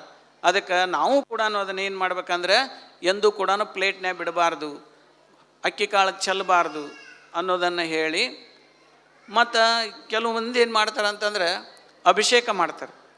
ಅಭಿಷೇಕ ಮಾಡೋ ಹೊತ್ತಿನಾಗ ಸಾಕಷ್ಟು ದ್ರಾಕ್ಷಿ, ಗೋಡಂಬಿ, ತುಪ್ಪ ಎಲ್ಲ ಹಾಕ್ತಾರೆ. ಅದೆಲ್ಲ ಡೆಲಿಸಿಯಸ್ ಫುಡ್ ಅದು. ಆನಂತರ ಏನು ಮಾಡ್ತಾರೆ, ಅದನ್ನು ಹಿಂಗೆ ಹಾಲಿನಾಗ ನೀರು ಹಾಕ್ತಾರೆ. ನೀರು ಹರಿದೆಲ್ಲ ಹಾಲು ತುಂಬ ಹರಿದು ಹೋಗ್ಬಿಡ್ತೈತಿ. ಅದು ಮೋಸ್ಟ್ ಡೆಲಿಸಿಯಸ್ ಫುಡ್ ಹಾಲು. ಅದಕ್ಕೆ ನೀರು ಹಾಕಿ ಅಭಿಷೇಕ ಮಾಡಿರಿ, ತಪ್ಪಿಲ್ಲ. ಆದರೆ ಡೆಲಿಸಿಯಸ್ ಫುಡ್ಡನ್ನು ವೇಸ್ಟ್ ಮಾಡಬಾರ್ದು, ಅದನ್ನು ಮಕ್ಕಳಿಗೇ ಕೊಡಬೇಕು. ಮತ್ತು ನಾಗಪ್ಪಗೆ ಹಾಲು ಹೊಯ್ತಾರೆ, ಸಿಕ್ಕಾಪಟ್ಟೆ ನಾಗಪ್ಪಗೆ. ಇಲ್ಲಿ ಹೊಯ್ತಾರೇನ್ರಿ ಅವ್ರು ನಾಗಪ್ಪಗೆ ಹಾಲು? ಆದರೆ ನಾಗಪ್ಪಗೆ ಹಾಲು ಹೊಯ್ಯೋ ಬದಲಿ ಬಡ ಮಕ್ಕಳು ಯಾರಾದ್ರಿದ್ದ ತಂದೆ ಮಕ್ಕಳಿಗೆ ಹಾಲು ಕುಡಿಸ್ಲಿ, ತಾಯಿ ಮಕ್ಕಳಿಗೆ ಹಾಲು ಕುಡಿಸ್ಲಿ, ಮಕ್ಕಳು ತಾಯಿಗೆ ಹಾಲು ಕುಡಿಸ್ರಿ. ಎಂದೂ ಕೂಡ ತಾಯಿ ಮಕ್ಕಳಿಗೆ ಹಾಲು ಕುಡಿಸಿರ್ತಾಳೆ, ಆದರೆ ಮಕ್ಕಳೆಂದು ತಾಯಿಗೆ ಹಾಲು ಕುಡಿಸಿರಂಗಿಲ್ಲ. ಅವತ್ತು ಹಾಲು ಕುಡಿ ಹಬ್ಬದಲ್ಲಿ ಮಕ್ಕಳೇ ತಾಯಿ ಬಾಯಾಗ ತಂದೆ ಬಾಯಾಗ ಹಾಲು ಹಾಕ್ರಿ. ತಾಯಿ ತಂದೆ ಎಷ್ಟು ಖುಷಿ ಪಡ್ತಾರೆ, ನನ್ನ ಮಗಳು ಹಾಲು ಕುಡಿಸಿದ್ಲ ಅಂತ ಸಂತೋಷ ಪಡ್ತಾರೆ. ಇಲ್ಲಿ ಬಡ ಮಕ್ಕಳು ಸಿಗಂಗಿಲ್ಲ. ನಿಮಗೆ ಬಡ ಮಕ್ಕಳು ಸಿಗ್ತಾರೋ ಗೊತ್ತಿಲ್ಲ ನನಗಿಲ್ಲಿ, ಎಲ್ಲ ಶ್ರೀಮಂತ ರಾಷ್ಟ್ರ ಐತೆ. ಇಲ್ಲಿ ಸಿಗಲಿಲ್ಲ ಅಂದ್ರೆ ಅವತ್ತು ಮನೆಯಲ್ಲಿ ಓಣಿಯಲ್ಲಿ ತಮ್ಮ ಕಂಪೌಂಡಲ್ಲಿ ಎಲ್ಲ ಮಕ್ಕಳಿಗೆ ಒಂದೊಂದು ಲೋಟ ಹಾಲು ಕೊಡ್ರಿ. ಆದರೆ ಹಾಲನ್ನು ಅಲ್ಲೇ ಹಾಕಬೇಡ್ರಿ. ಆ ಮಕ್ಕಳೆಲ್ಲ ಹಾಲು ಕುಡಿತಾವೆ, ಭಾಳ ಸಂತೋಷ ಪಡ್ತಾವೆ. ಹಿಂಗೆ ನಾವು ಯಾವುದನ್ನು ಉಣ್ಣಾಕೈತೋ ಉಣ್ಣಾಕ ಬಳಸ್ಬೇಕು, ಮತ್ತು ಬೇರೆ ಉದ್ದೇಶಕ್ಕೆ ಅದನ್ನು ಬಳಸಬಾರದು. ಹಿಂಗೆ ಮಾಡಿದ್ವಿ ಅಂದ್ರೆ ಪ್ರಸಾದ ಕೆಡಿಸೋದು ನಿಲ್ತತಿ, ವೇಸ್ಟ್ ಕಡಿಮೆ ಆಕತಿ, ಅಷ್ಟು ಪ್ರೊಡಕ್ಷನ್ ಮಾಡ್ದಂಗೆ ಅನ್ನೋದನ್ನು ವಿಚಾರ ಹೇಳ್ತಾರೆ. ಇದು ಒಂದು. ಇದನ್ನು 12ನೇ ಶತಮಾನ ಬಸವಣ್ಣವ್ರು ಮಾಡಿದ್ದನ್ನು ಇವತ್ತು ವಿಶ್ವಸಂಸ್ಥೆಯವ್ರು ಮಾಡಕತ್ತಾರ. ಅದಕ್ಕೆ ಬಸವಣ್ಣವ್ರ ತತ್ವ ವಿಶ್ವ ತತ್ವ. ಇವತ್ತು 12ನೇ ಶತಮಾನದಲ್ಲಿದ್ದದ್ದನ್ನು ವಿಶ್ವಸಂಸ್ಥೆ ಆಚರಣೆ ಮಾಡಕತ್ತಾರ. ಬಸವಣ್ಣವ್ರು ಎಷ್ಟು 800 ವರ್ಷ ಮುಂದೆ ಅಡ್ವಾನ್ಸ್ ಇದ್ದರು. ಇವತ್ತು ಥಿಂಕ್ ಮಾಡಕತ್ತಾರೆ ವಿಶ್ವಸಂಸ್ಥೆಯವರು. ಇದನ್ನು ಥಿಂಕ್ ಮಾಡಿದ್ದು 12ನೇ ಶತಮಾನಲ್ಲೇ ಥಿಂಕ್ ಮಾಡ್ಯಾರ ಬಸವಣ್ಣವರು. ಅಂದ್ರೆ ಬಸವಣ್ಣವ್ರು ಎಷ್ಟು ಅಡ್ವಾನ್ಸ್ ಇದ್ರು ಅವರು, ಅದನ್ನು ನಾವು ಅರ್ಥ ಮಾಡ್ಕೋಬೇಕು. ಇನ್ನು ಎರಡನೇದಂತಂದ್ರೆ ಅಂಗವಿಕಲರ ಬಗ್ಗೆ. ಫಸ್ಟ್ ಟೈಮ್ ಅಂಗವಿಕಲರ ಬಗ್ಗೆ ಈ ಜಗತ್ತಿನಲ್ಲಿ ಫಸ್ಟ್ ಟೈಮ್ ಅಂಗವಿಕಲರ ಬಗ್ಗೆ ಮಾತಾಡಿದವರು ಯಾರಂದರೆ ಬಸವಣ್ಣವರು. ಅವರೇ ಮೊಟ್ಟ ಮೊದಲು ಅಂಗವಿಕಲರ ಬಗ್ಗೆ ಮಾತಾಡಿದವರು. ಅಂಗವಿಕಲ ಯಾಕಾಗಿರ್ತಾನಂತಂದ್ರೆ ಅವ ಹಿಂದಿನ ಕರ್ಮ ಮಾಡ್ಯಾನವ, ಕುರುಡಾಗಿರ್ತಾನೆ, ಕುಡ್ಡಾಗಿರ್ತಾನೆ, ಕುಂಟಾಗಿರ್ತಾನೆ. ಈ ಹಿಂದಿನವ ಪಾಪ ಮಾಡ್ಯಾನ, ಅದಕ್ಕೆ ಕುಡ್ಡಾಗ್ಯಾನವ. ಹಿಂದಿನವ ಪಾಪ ಮಾಡ್ಯಾನ, ಕುಂಟಾಗ್ಯಾನವ. ಹಿಂದಿನವ ಪಾಪ ಮಾಡಿತಾನ, ಅದಕ್ಕೆ ಅವ ಕುರುಡಾಗ್ಯಾನವ. ಕುಡ್ಡ, ಕುಂಟ, ಕುರುಡ ಅಂತ ಹಿಂಗೆಲ್ಲ ಬೈತಾರೆ ನಮ್ಮಲ್ಲಿ. ಅದಕ್ಕಾಗಿ ಇವತ್ತು ವಿಶ್ವಸಂಸ್ಥೆಯವರು ಈ ಅಂಗವಿಕಲರ ಬಗ್ಗೆ ಚಿಂತನೆ ಮಾಡೈತಿ. ಇವತ್ತಿನ ಈ ಶತಮಾನ ಸುಮಾರು 25-30 ವರ್ಷದಿಂದ ವಿಶ್ವಸಂಸ್ಥೆ ಚಿಂತನೆ ಮಾಡೈತಿ. ಏನಂತ, ಅಂಗವಿಕಲರಿಗೆ ಅಂಗವಿಕಲ ಅನಬೇಡ ಅಂತಾರವ್ರು. ಅಂಗವಿಕಲರಿಗೆ ಅಂಗವಿಕಲ ಅನಬೇಡ ಅಂತಾರವರು. ಏನಂತಾರೆ ಅಂದರೆ ದಿವ್ಯಾಂಗರು ಅಂತ ಕರೀತಾರೆ, ವಿಶೇಷ ಚೇತನರು ಅಂತ ಕರೀತಾರೆ. ಅಂಗವಿಕಲ ಕುಡ್ಡ ಅನ್ಬ್ಯಾಡ್ರಿ, ಕುಂಟ ಅನ್ಬ್ಯಾಡ್ರಿ, ಕುರುಡ ಅನ್ಬ್ಯಾಡ್ರಿ. ಕುಡ್ಡ, ಕುಂಟ, ಕುರುಡ ಅಂದ್ರೆ ಅಪರಾಧ ಐತಿ, ಈಗ ಅನ್ಬ್ಯಾಡ್ರಿ ಅಂತಾರ. ಅವ್ರಿಗೇನಂತಾರೆ ಅಂದರೆ ವಿಶೇಷ ಚೇತನರಂತ ಕರೀರಿ ಅಂತಾರೆ. ಹಿಂಗೆ ಅಂಗವಿಕಲರ ಬಗ್ಗೆ ಇವತ್ತಿನ ದಿವಸ ಚಿಂತನೆ ಮಾಡಿದ್ದು ವಿಶ್ವಸಂಸ್ಥೆ ಇವತ್ತು ಚಿಂತನೆ ಮಾಡೈತಿ. ಅವರಿಗೆ ಸ್ಪೆಷಲ್ ಎಲ್ಲ ದಾರಿ ಮಾಡಿಕೊಟ್ಟಿರ್ತಾರೆ. ಅವರಿಗೆಲ್ಲ ಮಾರ್ಗ ಬೇರೆ ಇರ್ತೈತಿ ವಿಶೇಷ ಚೇತನರಿಗೆ. ಇದು ಎಲ್ಲವನ್ನು ಇವತ್ತು 21ನೇ ಶತಮಾನದಲ್ಲಿ ಇವತ್ತು ವಿಶ್ವಸಂಸ್ಥೆ ಅಂಗವಿಕಲರ ಬಗ್ಗೆ ಚಿಂತನೆ ಮಾಡಿದೈತಿ. ಆದರೆ ಬಸವಣ್ಣವರು 12ನೇ ಶತಮಾನದಲ್ಲೇ ಈ ಅಂಗವಿಕಲರ ಬಗ್ಗೆ ಅವರು ಮಾತಾಡ್ತಾರೆ. ಕುರುಡ, ಕುಡ್ಡ, ಕುಂಟ ಅನ್ನಕ್ಕೆ ಹೋಗ್ಬೇಡ್ರಿ ಅವರಿಗೆ. ಅವರೊಂದು ಉದಾಹರಣೆ ಕೊಡ್ತಾರೆ ಬಸವಣ್ಣವರು. ಕೂಡಲ ಸಂಗನ ಶರಣರ ಅಂಗಹೀನರೆಂದೆಡೆ ನಾಯಕ ನರಕ ತಪ್ಪದು ಅಂತ ಹೇಳ್ತಾರೆ ಅವರು. ಯಾರಾದರೂ ಇವರಿಗೆ ಮಕ್ಕಳಿಗೆ ಕುಡ್ಡ ಕುಂಟ ಕುರುಡ ಅಂತ ನೀವು ಬೈದ್ರೆಂದರೆ ನಿಮಗೆ ನಾಯಕ ನರಕ ರವರವರವನ ನರಕ ಆಕತೆ ಅಂತಾರೆ ಅವರು. ಹಂಗೆ ಒಳಗಿದ್ದಂಥವ್ರಿಗೆ ಹಂಗೆ ಅಂಗವಿಕಲರಿಗೆ ನೋವಾಗುವಂಗೆ ಮಾತಾಡಬಾರದು ಅಂತ 12ನೇ ಶತಮಾನದಲ್ಲಿ ಬಸವಣ್ಣವ್ರು ಹೇಳ್ತಾರೆ. ಅವರು ಒಂದು ಉದಾಹರಣೆ ಕೊಡ್ತಾರೆ ಅವ್ರಿಗೆ. ಒಂದು ಮಡಿಕೆ ಐತಿ, ಮಡಿಕೆ, ಆ ಮಡಿಕೆ ಒಳಗೆ ತುಪ್ಪ ಐತಿ, ಕಂಠ ಒಡೆದು ಬಿಟ್ಟತಿ, ಹಿಂಗೆ ಕಂಠ ಒಡೆದು ಬಿಟ್ಟತಿ. ಆ ಕಂಠ ಅಂದರೆ ಗೊತ್ತಲ್ಲ, ದಂಡಿ, ಕಂಠ ಒಡಿದೈತಿ. ಒಡೆದಾಗ ಆ ಮಡಿಕೆ ಕಂಠ ಒಡೆದ ಮಡಿಕೆ ಅದು, ಅದರೊಳಗೆ ತುಪ್ಪ ಐತಿ. ಕಂಠ ಒಡೆದೈತಿ ಅಂದ್ರೆ ಆ ಮಡಿಕೆಯಾಗಿನ ಒಡೆದ ಮಡಿಕೆಯಾಗಿನ ತುಪ್ಪ ಏನಾರ ಸಿಹಿ ಬಿಟ್ಟತೇನೆ ಅಂತ ಕೇಳ್ತಾರೆ. ಅದು ಸಿಹಿ ತುಪ್ಪ ಹಂಗೆ ಇರ್ತೈತಿ. ಅದು ಹಂಗೆ ಕೈ ಹೋತು ಕಾಲು ಹೋತು ಅಂದ್ರೆ ಅವನೊಳಗಿರ್ತಕ್ಕಂಥ ದಿವ್ಯ ಚೇತನಕ್ಕೆ ಏನಾರು ಕಂಠಕ್ಕೆ ಬಂದತೇನು? ದಿವ್ಯ ಚೇತನ ಹಂಗೆ ಇರ್ತೈತಿ. ಒಬ್ಬ ರೂಸ್ವೆಲ್ಟ್, ಯಾರು ಅಮೇರಿಕನ್ ಪ್ರೆಸಿಡೆಂಟ್, ಅಂಗವಿಕಲನೇ ಇದ್ದ. 4 ವರ್ಷ ಸಮರ್ಥವಾಗಿ ದೇಶವನ್ನು ಆಳಿದ, ಅಂಗವಿಕಲಾಗಿ ಆಳಿದವ. ಒಳಗಿನ ಚೇತನ ಹಂಗೆ ಇರ್ತೈತಿ. ಅದಕ್ಕಾಗಿ ಬರೀ ಕೈ ಮುರಿತು ಕಾಲು ಮುರಿತು ಅನ್ನೋ ಕಾರಣಕ್ಕಾಗಿ ಅವನಿಗೆ ಯಾವುದೇ ಅವಕಾಶದಿಂದ ವಂಚಿತನಾಗಬಾರದು ಅನ್ನೋದು ಬಸವಣ್ಣವರು ಅದನ್ನೇ ಇವತ್ತು ವಿಶ್ವಸಂಸ್ಥೆ ಹೇಳ್ತೈತಿ. 12ನೇ ಶತಮಾನದಲ್ಲಿ ಏನು ಚಿಂತನೆ ಮಾಡಿದ್ರು ಇವತ್ತು ವಿಶ್ವಸಂಸ್ಥೆ ಚಿಂತನೆ ಮಾಡಕತ್ತೈತಿ. ಇದು ಗ್ರೇಟ್. ಅದಕ್ಕೇನೆ ಬಸವಣ್ಣವ್ರು ಭಾಳ ಅಡ್ವಾನ್ಸ್ ಅದರ ಅಂತಂದು.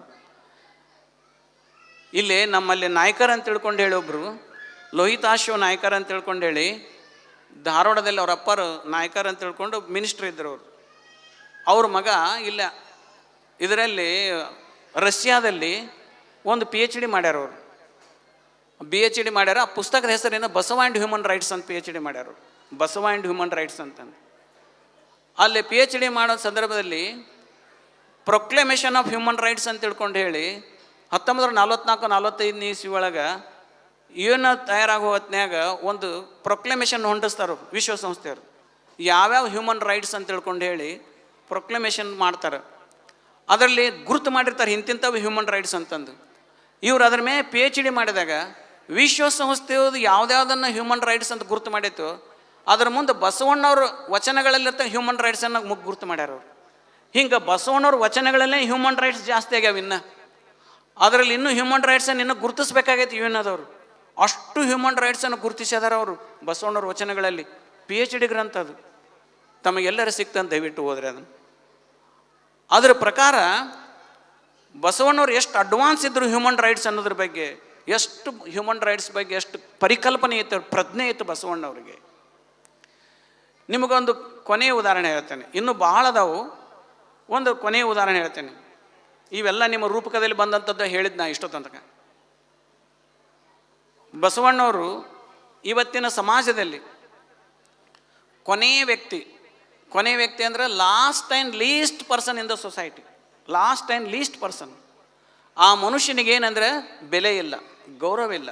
ಆ ಮನುಷ್ಯನಿಗೆ ಯಾರು ಗೌರವ ಕೊಡಂಗಿಲ್ಲ, ಬೆಲೆ ಕೊಡಂಗಿಲ್ಲ. ಅವನಿಗೆ ಅವ ಯಾರು ಅಂತಂದರೆ child of prostitute woman. Child of prostitute woman ಅಂತ ಏನಿರ್ತಲ್ಲ, ಆ ಕೂಸಿಗೆ ಆ ತಾಯಿ ನೋಡಿದ್ರಲ್ಲ, ಆ ತಾಯಿ ಮಾತೋಶ್ರೀ ತೀರ್ಥ ತಾಯಿ ಕಟೀಲವರು, ಇದು ಬೇಡ, ಇದು ಸಮಾಜದ ವ್ಯವಸ್ಥೆ, ಹಾಳಾದ ವ್ಯವಸ್ಥೆ ಬೇಡ ಅಂತ ತನ್ನ ಮಗಳನ್ನು ಕುತ್ತಿಗಿಸಕ್ಕಾಗ್ತಿದ್ಲಕ್ಕೆ. ಎಂಥ ನೋವು ಆಕ್ಕಿತ್ತು ಅಂದ್ರೆ ಗಳಗಳ ಅಳುವಂಗೆ ಬರ್ತಿತ್ತು. ಅಂದರೆ ಆ ಹೆಣ್ಮಗಳಿಗೆ ಬೆಲೆನೇ ಇಲ್ಲ ಅಂತ, ಆ ಕೂಸಿಗೆ ಬೆಲೆನೇ ಇಲ್ಲ ಅಂತ. ಇಂಥ last and least person in the society ಯಾರಂದರೆ prostitute, son of prostitute, child of prostitute woman. ಅಂಥ ಕೆಟ್ಟ ಕೀಳು ತರಗತಿಯಲ್ಲಿರ್ತಕ್ಕಂಥ ವ್ಯಕ್ತಿಗಳ ಬಗ್ಗೆ ಬಸವಣ್ಣವರು ಒಂದು ವಚನ ಹೇಳ್ತಾರೆ. ಅವತ್ತು ಮಾತಾಡ್ತಾರೆ ಅವರು.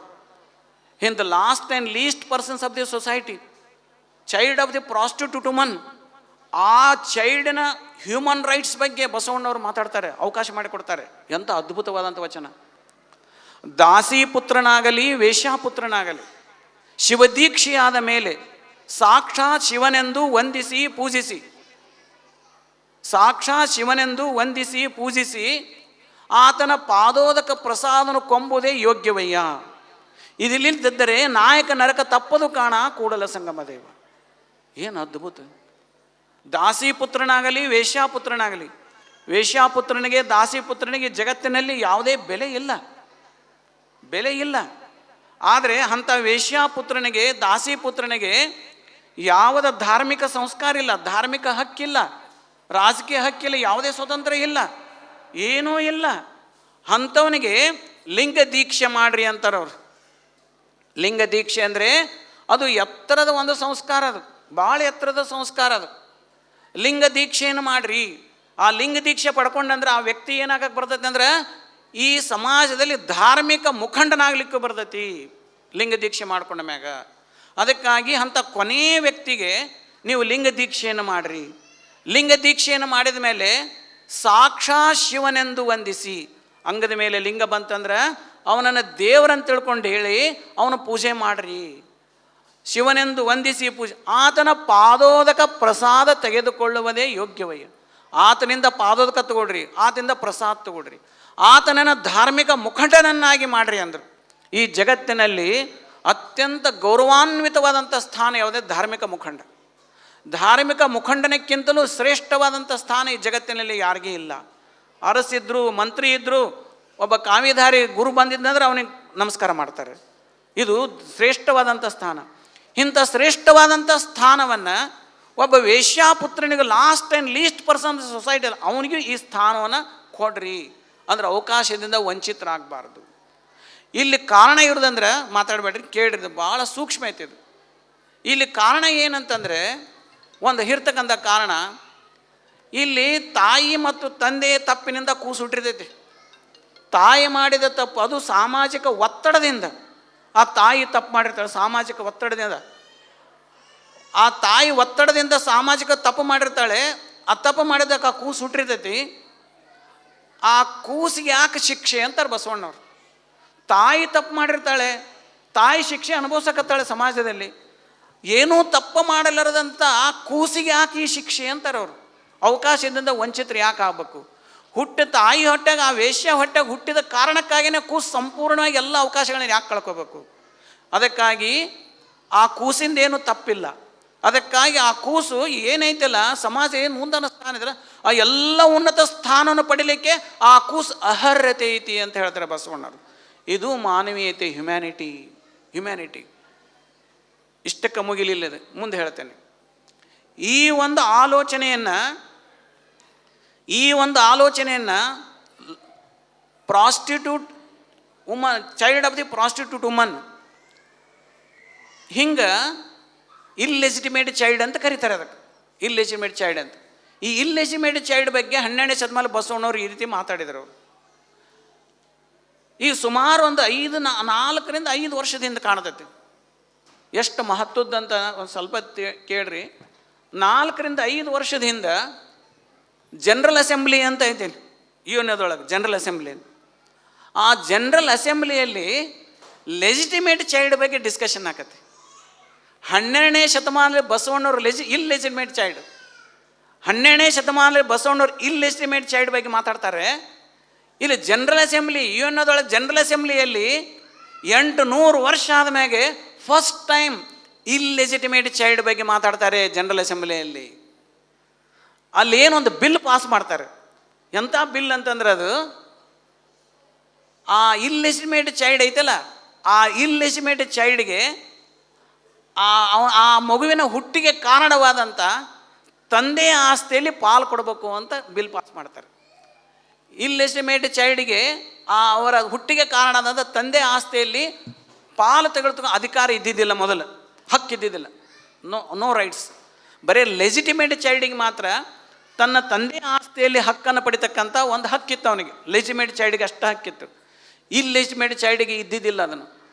ಅದಕ್ಕಾಗಿ ಅಲ್ಲಿ ಸುಮಾರು ಇಡೀ ಒಂದು ದಿವಸ ಡಿಸ್ಕಷನ್ ಮಾಡ್ತಾರೆ. ಏನು 12ನೇ ಶತಮಾನ ಬಸವಣ್ಣವ್ರು ಥಿಂಕ್ ಮಾಡಿದ್ರಲ್ಲ ಅದನ್ನೇ ಅಲ್ಲಿ ಥಿಂಕ್ ಮಾಡ್ತಾರೆ. ತಾಯಿ ತಪ್ಪು ಮಾಡಿದರೆ ತಾಯಿ ಮತ್ತು ತಂದೆ ಮಾಡಿದ ತಪ್ಪಿಗಾಗಿ ಆ ಕೂಸು ಹುಟ್ಟೈತಿ, ಆ ಕೂಸು ಏನು ತಪ್ಪು ಮಾಡೈತಿ ಅಂತ ಕೇಳ್ತಾರೆ. ಇದು ಹ್ಯುಮ್ಯಾನಿಟಿ ಅಲ್ಲ, ಇದು ಹ್ಯುಮ್ಯಾನಿಟಿ ಅಲ್ಲ.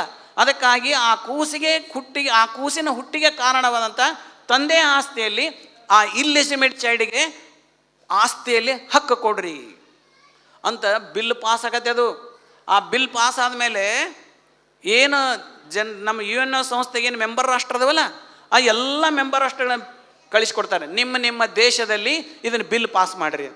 ಹಂಗೆ ನಮ್ಮ ದೇಶಕ್ಕೂ ಬಂತು. ನಮ್ಮ ದೇಶದವ್ರು ಅಡಾಪ್ಟ್ ಮಾಡ್ಕೊಂಡ್ರು. ಅಡಾಪ್ಟ್ ಮಾಡ್ಕೊಂಡ ಮೇಲೆ ಈಗ ಏನೈತಲ್ಲ ಇಲ್ಲೆಜಿಟಿಮೇಟ್ ಚೈಲ್ಡಿಗೂ ಕೂಡ ತಂದೆ ಆಸ್ತಿಯಲ್ಲಿ ಹಕ್ಕೈತಿ ಅನ್ನೋದನ್ನು ಇವತ್ತು ಅಡಾಪ್ಟ್ ಮಾಡ್ಕೊಂಡ್ರೆ ನಮ್ಮ ದೇಶಕ್ಕೂ. ನಾ ಹೇಳ್ತಕ್ಕಂಥ ಒಂದು ಚಿಂತನೆ ಹೇಳೋದ ವಿಷಯ ಏನಂತಂದ್ರೆ, 12ನೇ ಶತಮಾನಲೇನು ಒಂದು 800 ವರ್ಷದಿಂದ ಬಸವಣ್ಣರೇನು ಚಿಂತನೆ ಮಾಡಿದ್ರಲ್ಲ, ಆ ಚಿಂತನೆ ಇವತ್ತು ಜನರಲ್ ಅಸೆಂಬ್ಲಿಯಲ್ಲಿ ಚಿಂತನೆ ಆಯ್ತು. ಬಸವಣ್ಣವ್ರು ಎಷ್ಟು ಅಡ್ವಾನ್ಸ್ ಇದ್ರು. ಇದು ನಮಗಷ್ಟು ಹೆಮ್ಮೆ ಒಂದು ಕನ್ನಡಿಗರಿಗೆ ಅತ್ಯಂತ ಹೆಮ್ಮೆಯಾದಂಥ ವಿಷಯ ಇದು. ಇದಕ್ಕಿಂತಲೇ ಹೆಮ್ಮೆಯಾದಂಥ ವಿಷಯ ಏನಿಲ್ಲ. ಎಷ್ಟು ಅಡ್ವಾನ್ಸ್ ಇದ್ರು ಬಸವಣ್ಣವರು. ಇದು ಇವತ್ತು ನೀವೆಲ್ಲ ದುಬೈದಲ್ಲಿ, ಇಲ್ಲಿ ಇವತ್ತಿನ ದಿವಸ ಮಸ್ಕತ್ನಲ್ಲಿ ನೀವೇನು ಈ ಬಸವ ಜಯಂತಿ ಮಾಡ್ತಿರಲ್ಲ, ಬಸವಣ್ಣವ್ರು ನಿಮ್ಮೊಳಗೆ ಹುಟ್ಟಿ, ನಿಮ್ಮೊಳಗೆ ಬೆಳೆದು, ನಿಮ್ಮೊಳಗೆ ಪ್ರೇರಣೆ ಮಾಡಿ ಬಸವಣ್ಣವ್ರಿಗೆ ಈ ಜಯಂತಿ ಮಾಡಿಸ್ಕೊಳಕತ್ತಾರ. ಈಗೇನು ಬಸವಣ್ಣ ಜಯಂತಿ ಮಾಡ್ಬೇಕಂದು ಉತ್ಸಾಹ ಐತಲ್ಲ, ಅದೆಲ್ಲ ಬಸವ ಪ್ರೇರಣೆಯೇ. ಬಸವಣ್ಣವರು ಇವತ್ತು ನಿಮ್ಮ ಮನಸ್ಸಿನಾಗ ಬಂದು ಆ ಕಾರ್ಯವನ್ನು ನಿಮ್ಮಿಂದ ಮಾಡಿಸ್ಕೊಳಕತ್ತಾರ. ಅದಕ್ಕಾಗಿ ಬಸವಣ್ಣವ್ರು ಅಂದ್ರೆ ಸಾಮಾನ್ಯರಲ್ಲ, ಅದ್ಭುತವಾದ is A great meditator. Basavanna is A great meditator. ನಿಮಗೊಂದು ಮಾತು ಹೇಳ್ತೀನಿ. ಇಷ್ಟಲಿಂಗವನ್ನು ಆವಿಷ್ಕಾರ ಮಾಡಿದರು. ನಮ್ಮ ಶ್ರೀನಿವಾಸರಾವ್ ಅದನ್ನು ಮೆನ್ಷನ್ ಮಾಡಿದ್ರು. ಅದನ್ನು ಇಷ್ಟಲಿಂಗವನ್ನು ಆವಿಷ್ಕಾರ ಮಾಡಿದರು ಬಸವಣ್ಣವರು. ಇಷ್ಟಲಿಂಗವನ್ನು ಆವಿಷ್ಕಾರ ಮಾಡಿದ ಮೇಲೆ ಮೀಡಿಯೇಟರ್ ಹೋದರು, ದೇಹವೇ ದೇವಾಲಯ ಎಂದರು. ಇದೆಲ್ಲ ನಾರ್ಮಲ್ ಆಗಿ ಗೊತ್ತೈತಿ. ಆದರೆ ಇದರಿಂದ ಒಂದು ಸೈನ್ಸ್ ಐತಿ. ಇಷ್ಟಲಿಂಗದ ಹಿಂದೆ ಅದ್ಭುತವಾದಂಥ ಸೈನ್ಸ್ ಐತಿ. ಇದು ಏನಂತಂದರೆ, ಬಸವಣ್ಣವ್ರ ಉದ್ದೇಶ ಕೇವಲ ಮೀಡಿಯೇಟರ್ ಅಷ್ಟಕ್ಕೆ ಕಡಿಮೆ ಮಾಡಬೇಕು ಅಂತ ಇದ್ದಿದ್ದಿಲ್ಲ ಅವ್ರಿಗೆ ದೊಡ್ಡ ಉದ್ದೇಶ ಏನಿತ್ತಂತಂದರೆ, ಹುಟ್ಟಿದಂಥ ಎಲ್ಲ ಜೀವಿಗಳು, ಹುಟ್ಟಿದಂಥ ಎಲ್ಲ ಮನುಷ್ಯರು ಏನದೇವಲ್ಲ, ಹುಟ್ಟಿದಂಥ ಎಲ್ಲ ಮನುಷ್ಯರು ಅವರು ದೇವರಾಗಬೇಕು, ಶರಣರಾಗಬೇಕು ಅನ್ನುವಂಥ ಉದ್ದೇಶ ಅವರಿಗಿತ್ತು. ಅವರು ಶರಣರಾದರೆ ಈ ಜಗತ್ತಿನಲ್ಲಿ ಶಾಂತಿ ನೆಲೆಸ್ತೈತಿ. ರಾಕ್ಷಸರಾದರೆ ಈ ಜಗತ್ತಿನಲ್ಲಿ ಶಾಂತಿ ನೆಲೆಸಂಗಿಲ್ಲ. ಅದಕ್ಕಾಗಿ ಮನುಷ್ಯ ದೇವರಾಗಬೇಕಾಗಿತ್ತಂದ್ರೆ ಅವನ ಮನಸ್ಸಿನಿಂದ ದೇವರಾಗ್ತಾನೆ. ಮನಸ್ಸಿನಲ್ಲಿ ದ್ವೇಷ, ಅಸೂಯೆ, ಹೊಟ್ಟೆ ಕಿಚ್ಚು, ಅಹಂಕಾರ, ಹಿಂಗೆ ಕೆಟ್ಟ ಗುಣಗಳನ್ನು ಇಟ್ಕೊಂಡಿರ್ತಾನೆ ಮನುಷ್ಯ. ಅವ ಯಾವಾಗ ದೇವರಾಗ್ತಾನೆ? ದೇವ್ರು ಯಾವಾಗ ಆಗ್ಬೇಕವ? ಅದಕ್ಕಾಗಿ ಈ ಮನುಷ್ಯ ದೇವರಾಗಬೇಕು. ತನ್ನ ಅಂತರಂಗದಲ್ಲಿರ್ತಕ್ಕಂಥ ಈ ದ್ವೇಷ, ಅಸೂಯೆ, ಮತ್ಸರ, ಹೊಟ್ಟೆ ಕಿಚ್ಚು ಇವೆಲ್ಲ ನಾಶ ಆಗಬೇಕಿವು. ನಾಶ ಆಗಿ ಮನುಷ್ಯನಲ್ಲಿ ಸದ್ಭಾವನೆ ಬೆಳಿಬೇಕು. ಅದಕ್ಕಾಗಿ ಬಸವಣ್ಣವ್ರು ಆ ಲಿಂಗ ಕೊಟ್ಟರು. ಹಂಗಾರೆ ಆ ಲಿಂಗದ ಒಂದು ವ್ಯವಸ್ಥೆ ಹೆಂಗೈತಿ? ಆ ಲಿಂಗ ಭಾಳ ವೈಜ್ಞಾನಿಕ ಐತೆ. ಅದು ಆ ಲಿಂಗ ಮೇಡ್ ಬೈ ಕಾರ್ಬನ್. ಅದು ಲಿಂಗ ಅಂದರೆ ಮೇಡ್ ಬೈ ಕಾರ್ಬನ್. ಅದು ನೀವು ಮಕ್ಕಳಿಗೆ, ಇಲ್ಲೆಲ್ಲ ಮಕ್ಕಳದ ಸಣ್ಣ ಮಕ್ಕಳಿಗೆ ಭಾಳ ಮಂದಿಗೆ ಇಲ್ಲಿ ಕಾಡಿಗೆ ಹಚ್ತಾರೆ. ಹಿಂಗೆ ದಪ್ಪ ಕಾಡಿಗೆ ಹಚ್ತಾರೆ ಸಣ್ಣ ಮಕ್ಕಳಿಗೆ. ಇಷ್ಟಿಟ್ಟು ದಪ್ಪ ಕಾಡಿಗೆ ಹಚ್ತಾರೆ. ಯಾಕೆ ಕಾಡಿಗೆ ಹಚ್ತಾರೆ? ನೋಡೋರ ಕೆಟ್ಟ ದೃಷ್ಟಿ ಆ ಕೂಸಿನ ಮೇಲೆ ಬೀಳಬಾರ್ದು ಅಂತ ಕಾಡಿಗೆ ಹಚ್ತಾರೆ. ನೋಡೋರ್ ಕೆಟ್ಟ ದೃಷ್ಟಿ ಯಾಕೆ ಹಾಕಿರ್ತೈತಿ? ನೋಡೋರ್ ಕೆಟ್ಟ ದೃಷ್ಟಿ ಯಾಕಿರ ಅವ್ರ ಮನಸ್ಸು ಕೆಟ್ಟಿರ್ತೈತಿ. ಅವರು ಮನಸ್ಸಿನಾಗ ಅಹಂಕಾರ, ಹೊಟ್ಟೆ ಕಿಚ್ಚು, ದ್ವೇಷ ತುಂಬ್ಕೊಂಡಿರ್ತಾರ. ಮಾತಾಡಕ್ಕೆ ಬರಲಿಲ್ಲ ಅಂದ್ರೆ ದ್ವೇಷ, ಅಹಂಕಾರ, ಹೊಟ್ಟೆ ಕಿಚ್ಚು ಎದರ ಮೂಲಕ ಎಕ್ಸ್ಪ್ರೆಸ್ ಆಕ್ಕವಂತಂದ್ರೆ ಅವು ಕಣ್ಣಿನ ಮೂಲಕ ಎಕ್ಸ್ಪ್ರೆಸ್ ಆಕ್ಕ. ಕಣ್ಣು ನೋಡಿ ಎಷ್ಟು ಕೆಟ್ಟದವನು, ಎಷ್ಟು ಹೆಂಗೆ ನೋಡ್ತಾನೆ, ಕೆಟ್ಟ ಕಣ್ಣಿನಿಂದ ನೋಡ್ತಾನಂತಾರೆ. ಅಂತ ಕಣ್ಣಿನ ಮೂಲಕವಾಗಿ ಆ ಕೆಟ್ಟ ಗುಣಗಳೆಲ್ಲ ಎಕ್ಸ್ಪ್ರೆಸ್ ಆಗಿರ್ತವೆ. ಅದಕ್ಕೆ ಅವನ ದೃಷ್ಟಿಯೇ ಕೆಟ್ಟ ದೃಷ್ಟಿಯಾಗಿರ್ತೈತಿ. ಅದಕ್ಕಾಗಿ ನೀವು ತಾಯಿಗಳು ಸಣ್ಣ ಮಕ್ಕಳಿಗೆ ಇಷ್ಟ ಬೆಳ್ಳಿ ಬಟ್ಟಲ್ದಾಗ, ಸಣ್ಣ ಕೂಸುಗಳಿಗೆ ಬೆಳ್ಳಿ ಬಟ್ಟಲ್ದಾಗ ಒಂದಿಷ್ಟು ತುಪ್ಪ ಹಾಕಿ, ಒಂದಿಷ್ಟು ಬಿಸಿ ಅನ್ನ ಕಲಿಸಿ ಮಕ್ಕಳಿಗೆ ಊಟ ಮಾಡಿಸ್ತಿರ್ತೀರಿ. ಊಟ ಮಾಡಿಸೋದ್ನಾಗ ಯಾರಾದರೂ ಹೊರಗಿನ ಬಂದರೆ ಏನು ಮಾಡ್ತಾರೆ? ತಾಯಿ ತನ್ನ ಶರೀರ ಮುಚ್ಕೊಂಡ್ಬಿಡ್ತಾಳೆ. ಯಾಕೆ ಮುಚ್ಕೊತಾರೆ ಹೇಳ್ರಿ? ಹೊರಗಿನವರು ಕಣ್ಣು ಬಿಡಬಾರ್ದು, ಕೆಟ್ಟ ದೃಷ್ಟಿ ಬಿತ್ತವನು ಕೂಸಿನ ಹೊಟ್ಟೆ ಕಡಿತೈತೆ ಅಂತ. ಅವಾಗ ಅವ್ರು ಹೊರಗಿನ ಬಂದು ಎಷ್ಟು ತಿನ್ನಿಸ್ತಾವೋ ತನ್ನ ಮಗನಿಗೆ ಕಣ್ಣು ಬಿಟ್ಟನಂದ್ರೆ ಕೂಸು ಉಣ್ಣಂಗಿಲ್ಲ ಅಂತ. ಅದಕ್ಕೆ ಕೆಟ್ಟ ದೃಷ್ಟಿ ಅಂತ ಕರೀತಾರೆ. ಕರುಣೆ ಇರಂಗಿಲ್ಲ. ಅದಕ್ಕೆ ಈ ಕೆಟ್ಟ ದೃಷ್ಟಿ ಮನಸ್ಸಿನ ಗುಣವನ್ನು ಹೇಳ್ತೈತಿ. ಅದಕ್ಕೆ ಮನುಷ್ಯನಲ್ಲಿರ್ತಕ್ಕಂಥ ದುಷ್ಟ ಗುಣಗಳು ಹೋಗಿ ಅವನಲ್ಲಿ ಸದ್ಗುಣಗಳು ಬೆಳಿಬೇಕು. ಅದಕ್ಕಾಗಿ ಈ ಲಿಂಗವನ್ನು ಅವರು ಕೊಟ್ಟರು. ಇದು ಹೆಂಗೆ ಕೆಲಸ ಮಾಡ್ತೈತಿ? ಇದು ಹೆಂಗೆ ಕೆಲಸ ಮಾಡ್ತೈತಿ? ಸ್ವಲ್ಪ ದಯವಿಟ್ಟು ಕೇಳ್ರಿ, ಭಾಳ ಇಂಪಾರ್ಟೆಂಟ್ ಆಯ್ತು. ದಯವಿಟ್ಟು ಕೇಳ್ರಿ, ಮಾತಾಡಬೇಡ್ರಿ ಅವರು, ದಯವಿಟ್ಟು ಕೇಳ್ರಿ. ಇನ್ನು 5 ನಿಮಿಷ ಮುಗಿದೋತು. ಏನು ಮಾಡ್ತೈತೆ ಅಂದ್ರೆ, ಈ ಲಿಂಗವನ್ನು ಮೇಡ್ ಬೈ ಕಾರ್ಬನ್, ಇದು ಒಂದು ಜಾತಿಯರಿಗೆ ಕೊಟ್ಟದ್ದಲ್ಲಿದು. ಇದನ್ನು ಜಾತಿಯರಿಗೆ ನಮ್ಮಂಥ ಸ್ವಾಮಿಗಳು ಬಂದು ಇದನ್ನು ಮಾಡಿದ್ವಿ, ನಾವು ಜಾತಿ ಮಾಡಿದ್ವಿ. ಇದಕ್ಕೆ ಲಿಂಗಕ್ಕೆ ಜಾತಿ ಕೊಟ್ಟು ಇಡೀ ಮನುಷ್ಯರೆಲ್ಲರೂ ದೇವರಾಗಬೇಕು ಅನ್ನೋ ವಿಚಾರವಾಗಿ ಲಿಂಗ ಕೊಟ್ಟರು ಅವರು. ಅದಕ್ಕೆ ಬಸವಣ್ಣವರು ಅದೇ ಕಾರ್ಬನ್ನನ್ನು ಬಳಸ್ಕೊಂಡ್ರು. ಈ ಕಾರ್ಬನ್ನನ್ನು ಬಳಸ್ಕೊಂಡು ಅದಕ್ಕೆ ಯೂನಿವರ್ಸಲ್ ಶೇಪ್ ಕೊಟ್ಟರು. ಬಸವಣ್ಣವ್ರು ಯೂನಿವರ್ಸಲ್ ಶೇಪ್ ಕೊಟ್ಟರು. ಯೂನಿವರ್ಸಲ್ ಶೇಪ್ ಕೊಟ್ಟು ಕೈಯಾಗಿ ಹಿಡಿದು ಕೊಟ್ಟರು ಕುಂಡ್ರದು. 12 ಇಂಚ್ ಅಂತರದಲ್ಲಿ ಆ ಲಿಂಗವನ್ನು, ನಮ್ಮ ಎರಡೂ ಕಣ್ಣಿನ ದೃಷ್ಟಿಯನ್ನು ಆ ಲಿಂಗದ ಮಧ್ಯದಲ್ಲಿ ಕೇಂದ್ರೀಕರಿಸಿ ಸುಮ್ಮನೆ ಒಂದು 15 ನಿಮಿಷ ನೋಡಬೇಕು. ಮನಸ್ಸು ಕಾನ್ಸಂಟ್ರೇಷನ್ ಮಾಡೋದಲ್ಲ, ಬರೀ ಕಣ್ಣು ಕಾನ್ಸಂಟ್ರೇಷನ್ ಮಾಡಬೇಕು. ಸುಮ್ಮನೆ ನೋಡ್ಬೇಕು ಒಂದು 15 ನಿಮಿಷ. ಸುಮ್ಮನೆ 15 ನಿಮಿಷ ನೋಡಿದ್ರೆ, ಇದನ್ನು ಕಾರ್ಬನ್ದಿಂದ ಮಾಡ್ಯಾರ, ಇದನ್ನು ಮೇಡ್ ಬೈ ಕಾರ್ಬನ್. ಈ ಕಾರ್ಬನ್ನಿನ ಗುಣ ಏನಂತಂದ್ರೆ, ಕೆಟ್ಟ ದೃಷ್ಟಿಯನ್ನು ಹೀರಿಕೊಳ್ತಕ್ಕಂಥ ಗುಣ ಕಾಡಿಗೆಗೆ ಐತಿ. ಕೆಟ್ಟ ದೃಷ್ಟಿ ಹೀರ್ಕೊಂತೈತಲ್ಲ, ಕಾಡಿಗೆ ಮಕ್ಕಳಿಗೆ ಕಾಡಿಗೆ ಹಚ್ತಿರಲ್ಲ, ಆ ದೃಷ್ಟಿಯನ್ನು ಹೀರ್ಕೊಂತೈತೆ. ಅದು ಹೀರು ಗುಣ ಎದಕ್ಕೈತೆ ಅಂದ್ರೆ ಕಾಡಿಗೆಗೆ ಐತಿ. ಅದಕ್ಕೆ ಇದೇ ಕಾಡಿಗೆಯನ್ನು ಕೈಯಾಗಿ ಕೊಟ್ಟರು ಬಸವಣ್ಣವ್ರು. ಒಂದು 15 ನಿಮಿಷ ನೋಡ್ಕೊಂತ ಕುಂಡ್ರಿ ಅಂದರು. ನೋಡ್ಕೊತ ಕುಂಡ್ರಿ. ನೋಡ್ಕೊಂತ ಕುಂತ್ರೆ ನಮ್ಮ ಕಣ್ಣಿನ ಮೂಲಕವಾಗಿ ಬರ್ತಕ್ಕಂಥ ಕೆಟ್ಟ ದೃಷ್ಟಿ ಏನೈತಲ್ಲ, ಆ ಕೆಟ್ಟ ದೃಷ್ಟಿಯನ್ನು ಆ ಕಾಡಿಗೆ ಏನು ಮಾಡ್ಕೊತಂತೆ ಅಂದ್ರೆ ಕಾರ್ಬನ್ ಹೀರ್ಕೊಂಬಿಡ್ತೈತಿ. ಕನ್ನಡದ ಕಾಡಿಗೆ ಅಂತಾರೆ, ಇಂಗ್ಲೀಷ್ನಾಗ ಕಾರ್ಬನ್ ಅಂತಾರೆ. ಅದು ಹೀರ್ಕೊಂಬಿಡ್ತೈತಿ.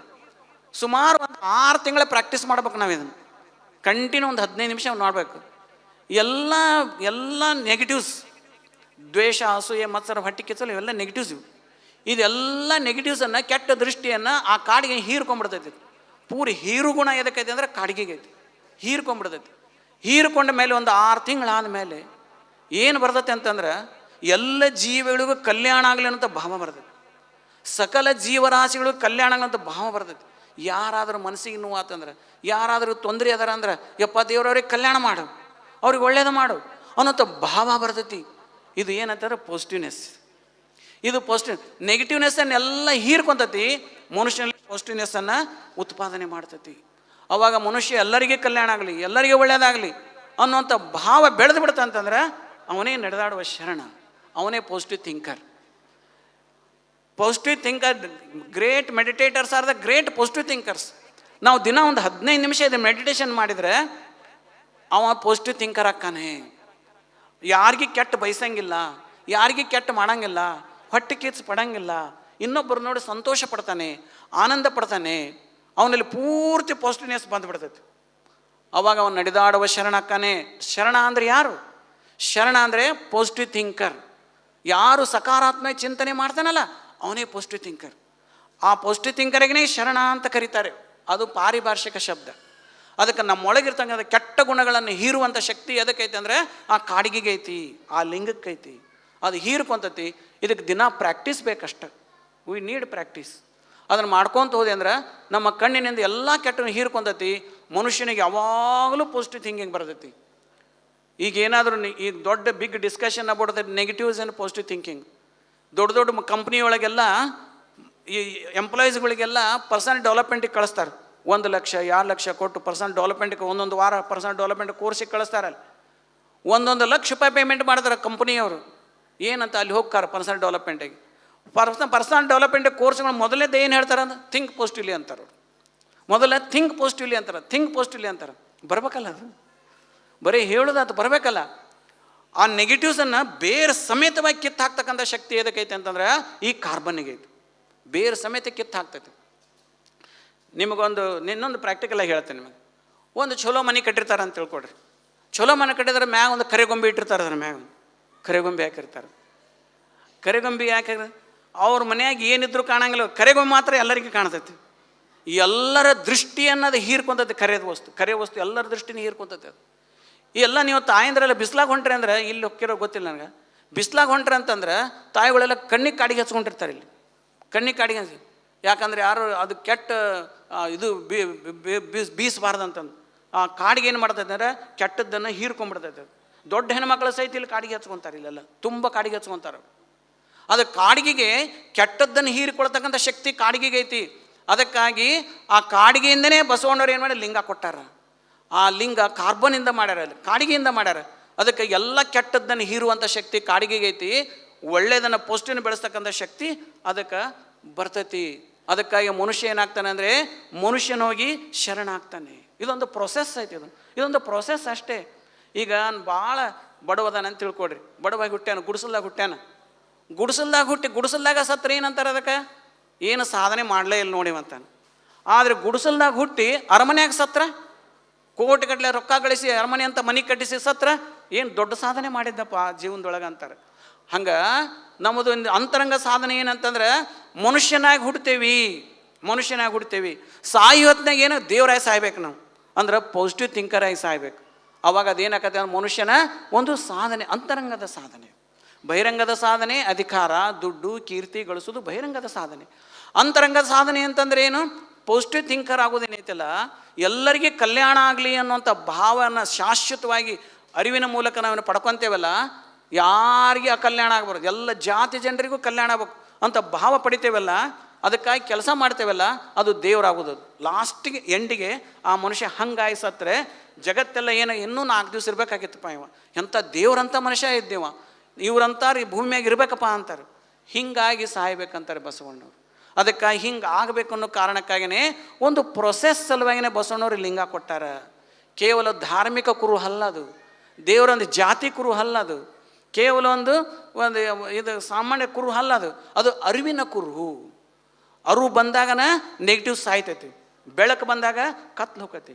ಹಂಗೆ ಮನುಷ್ಯನಿಗೆ ಅರಿವು ಬಂತಂದ್ರೆ ಅದು ನೆಗೆಟಿವ್ಸ್ ಎಲ್ಲ ಸತ್ತು ಹೋಗ್ಬಿಡ್ತದೆ. ಹಂಗೆ ದೃಷ್ಟಿಯೋಗ ಮಾಡಿದ್ರೆ ಏನಾಗತ್ತೆ ಅಂದ್ರೆ ಮನುಷ್ಯನಿಗೆ ಅರಿವು ಅಂದ್ರೆ ಅದೇ ಪಾಸಿಟಿವ್ ಥಿಂಕಿಂಗ್. ಅರಿವು ಬಂತಂದ್ರೆ ನೆಗೆಟಿವ್ಸ್ ಎಲ್ಲ ಸತ್ತು ಹೋಗತಿ, ಅವಾಗ ಶರಣನಾಗಿ ಬದುಕ್ತಾನೆ. ಇಂಥ ಅದ್ಭುತವಾದಂಥ ಒಂದು ವ್ಯವಸ್ಥೆ ಇಷ್ಟಲಿಂಗದಲ್ಲಿ ಐತಿ. ಇದಕ್ಕೆ ಜಾತಿ ಇಲ್ಲ, ಇದಕ್ಕೆ ಧರ್ಮ ಇಲ್ಲ, ಇದಕ್ಕೆ ಯಾವುದು ಲಿಂಗ ಭೇದ ಇಲ್ಲ. ಅದಕ್ಕೆ ಬಸವಣ್ಣವ್ರು ಹೆಣ್ಮಕ್ಳಿಗೆ ಕೊಟ್ಟರು, ಗಂಡು ಮಕ್ಕಳಿಗೂ ಕೊಟ್ಟರು ಲಿಂಗನ. ಬ್ರಾಹ್ಮಣ ಧರ್ಮದವರಿಗೂ ಕೊಟ್ಟರು ಬಸವಣ್ಣವ್ರ ಲಿಂಗನ, ಹರಿಜನರಿಗೂ ಕೊಟ್ಟರು ಲಿಂಗನ. ಎಲ್ಲ ಸಮಾನವಾಗಿ ಎಲ್ಲರಿಗೂ ಲಿಂಗ ಕೊಟ್ಟರು. ಅದು ಸಮಾನತೆ ಅಂದರೆ ಎಲ್ಲರೂ ಈ ಲಿಂಗ ಇಟ್ಕೊಂಡು ನೀವು ಪಾಸಿಟಿವ್ ಥಿಂಕರ್ ಆಗ್ರಿ. ಅದಕ್ಕೆ ಹೆಣ್ಣು ಮಕ್ಕಳಿಗೆ ಧಾರ್ಮಿಕ ಸ್ವತಂತ್ರ ವಂಚಿತರಾಗಿದ್ದರು. ಹೆಣ್ಣು ಮಕ್ಕಳು ದೇವ್ರ ಪೂಜೆ ಮಾಡುವಂಗಿದ್ದಿದ್ದಿಲ್ಲ. ಅದಕ್ಕಾಗಿ ಈ ಲಿಂಗ ತೊಗೊಂಡು ನೀನು ಈ ತಾಯಿನೂ ಕೂಡ ಲಿಂಗ ಯೋಗ ಮಾಡುವ ಅಂದರು. ಅದಕ್ಕೆ ಅಕ್ಕ ಮಹಾದೇವಿ ಅಂತ ತಾಯಿ ಲಿಂಗ ಯೋಗ ಮಾಡಿದರು. ಗುಡ್ಡಾಪುರ ದಾನಮ್ಮನ ತಾಯಿ ಲಿಂಗ ಯೋಗ ಮಾಡಿದರು.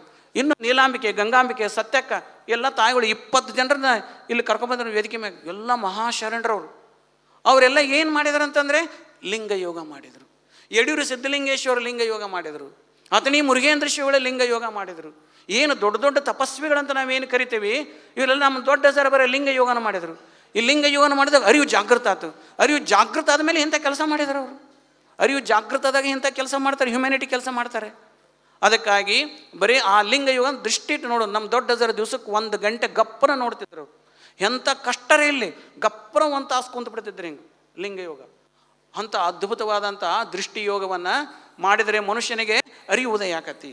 ಮೈಂಡ್ ಕಾನ್ಸಂಟ್ರೇಷನ್ ಜೀರೋ ಮೈಂಡಿಗೆ ಬರ್ತೈತಿ. ಮೈಂಡ್ ಯಾವಾಗ ಜೀರೋ ಮೈಂಡಿಗೆ ಬಂತು, ಆ ಜೀರೋ ಮೈಂಡಿನಲ್ಲಿ ಆ ಸ್ಥಿತಿ, that is status of mind. ಅದು zero mind, no thoughts, no waves. ಆ ಸ್ಥಿತಿಯಲ್ಲಿ ಏನಾಗತ್ತೆ ಅಂತಂದ್ರೆ ಅರಿವು ವಿಕಾಸ ಆಗುವಂಥ ಸಮಯ. ಆ ಫ್ಲಕ್ಚುಯೇಷನ್ ಇತ್ತಂದ್ರೆ ಅಲ್ಲಿ ವಿಕಾಸ ಆಗಂಗಿಲ್ಲ.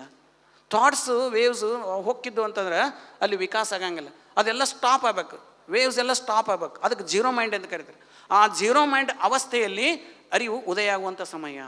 ಅದಕ್ಕಾಗಿ ದಿನಕ್ಕೆ 1 ಸೆಕೆಂಡ್ 2 ಸೆಕೆಂಡ್ ಆದರೂ ಕೂಡ ನಾವು ಜೀರೋ ಮೈಂಡ್ ಪಡಿಬೇಕು. ಆ ಜೀರೋ ಮೈಂಡು ಈ ಲಿಂಗ ಯೋಗ ಏನು ದೃಷ್ಟಿಯೋಗ ಮಾಡ್ತೇವಲ್ಲ, ಈ ಲಿಂಗ ಉದಯ ಮಾಡೋದ್ರ ಮೂಲಕವಾಗಿ ಈ ಲಿಂಗನ ಮಾಯಾಗಿ ಹೋಗ್ಬಿಡ್ತೈತಿ. ನೋಡ್ತಾ ಈ ಲಿಂಗ ಮಾಯಾಗಿ ಹೋಗ್ಬಿಡ್ತೈತಿ. ಲಿಂಗನ ಕಾಣಂಗಿಲ್ಲ. ಯಾವಾಗ ಹೊರಗಿಂದ ಲಿಂಗ ಮಾಯ ಆಕತಿ, ಒಳಗೆ ಮನಸ್ಸು ಡಿಸಪೇರ್ ಹೋಗ್ಬಿಡ್ತೈತಿ.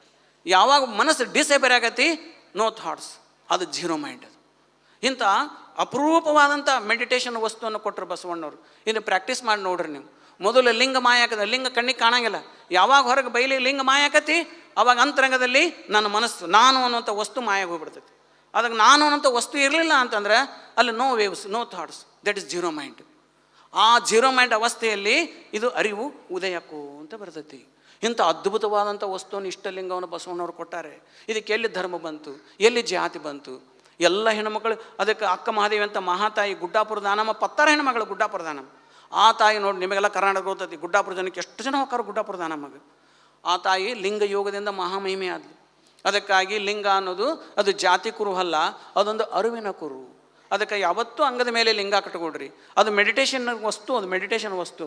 ಯಾವತ್ತೂ ನಮ್ಮ ಜೊತೆಗೆ ಬಾಡಿ ಟೆಂಪ್ರೇಚರ್ ಅದಕ್ಕೆ ಬಡಿತಿರ್ಬೇಕು. ಅದು ನಮ್ಮ ಬಾಡಿ ಟೆಂಪ್ರೇಚರ್ ಬಡಿತಿತ್ತಂದ್ರೆ ಅದು ಆ್ಯಕ್ಟಿವ್ ಆಗಿರ್ತೈತಿ. ಇಲ್ಲಾಂದ್ರೆ ಆ್ಯಕ್ಟಿವ್ ಆಗಿರಂಗಿಲ್ಲ. ಅದಕ್ಕೆ ಅದು ಗುಂಡ್ಗಡೆಗೆ ಇಲ್ಲಿಟ್ಟು ದೇವ್ರ ಮನೆಯಾಗಿಟ್ಟು ಬಂದ್ವಿ ಅಂದ್ರೆ ಕೋಲ್ಡ್ ಆಕತ್ತೆ. ಅದು ಬಾಡಿ ಟೆಂಪ್ರೇಚರ್ ಇತ್ತಂದ್ರೆ ಅದೆಲ್ಲ ಹೀಟ್ ಇರ್ತೈತಿ. ಹೀಟ್ ಇತ್ತಂದ್ರೆ ಯಾವಾಗಲೂ ಆ್ಯಕ್ಟಿವ್ ಆಗಿರ್ತೈತಿ ಅದು.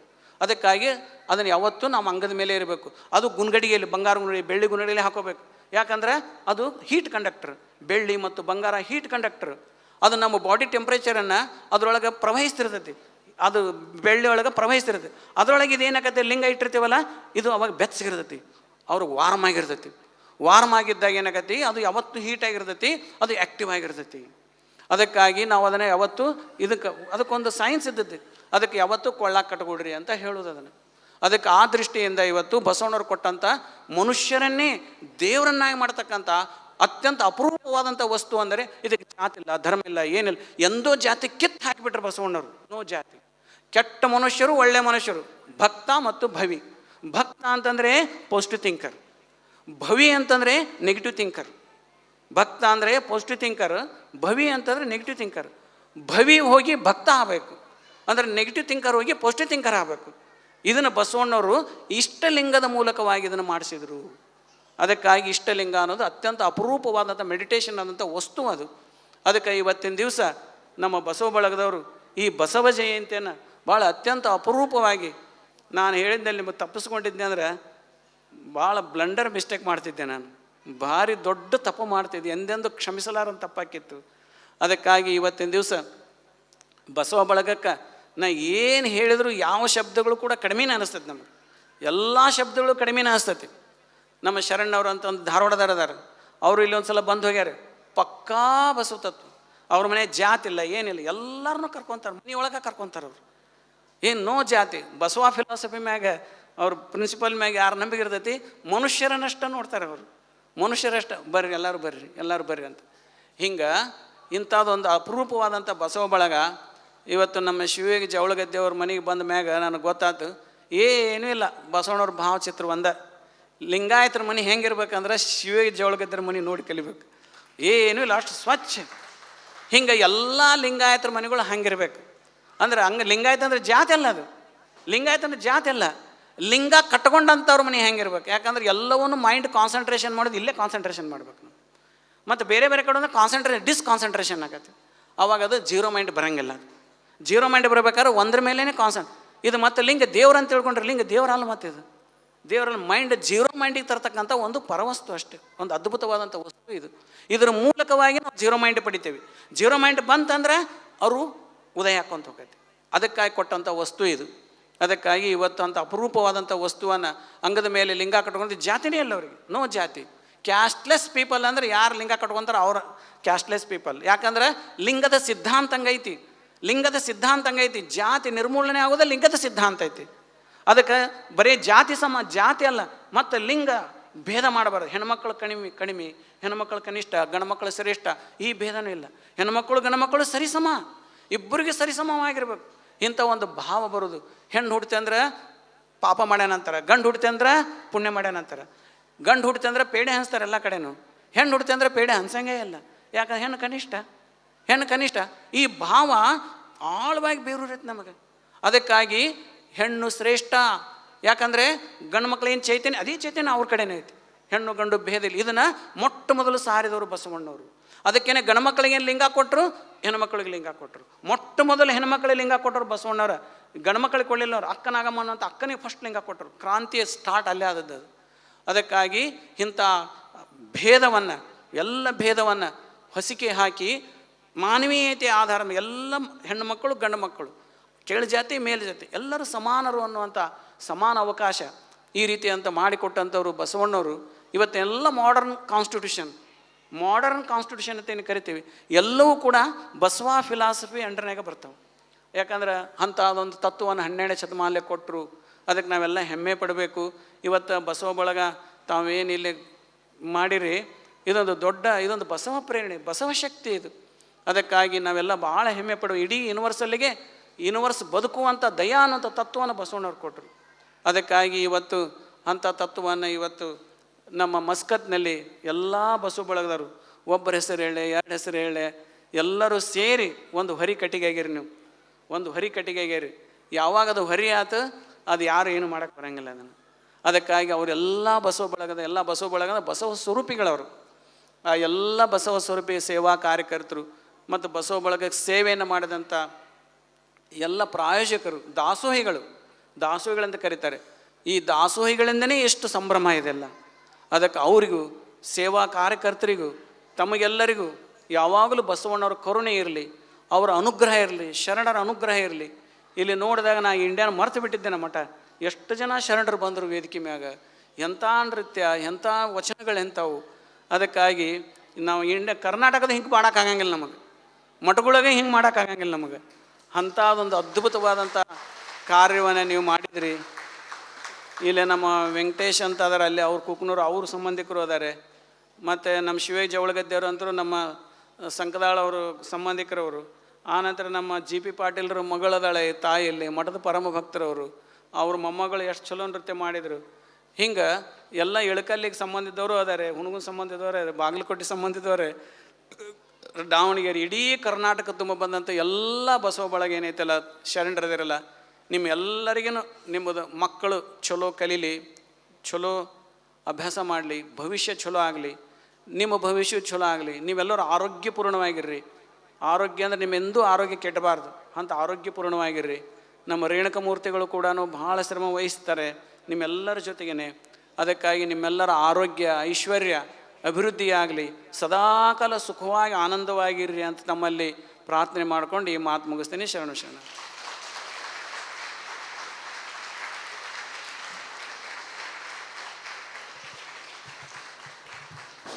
ದಯಮಾಡಿ ಎಲ್ಲರೂ ಎದ್ದು ನಿಂತು ಪೂಜ್ಯ ಶ್ರೀಗಳ ಮಾತುಗಳಿಗೆ ಹಿತನುಡಿಗಳಿಗೆ ಗೌರವವನ್ನು ಸೂಚಿಸಬೇಕಾಗಿ ಹೇಳ್ತೀನಿ.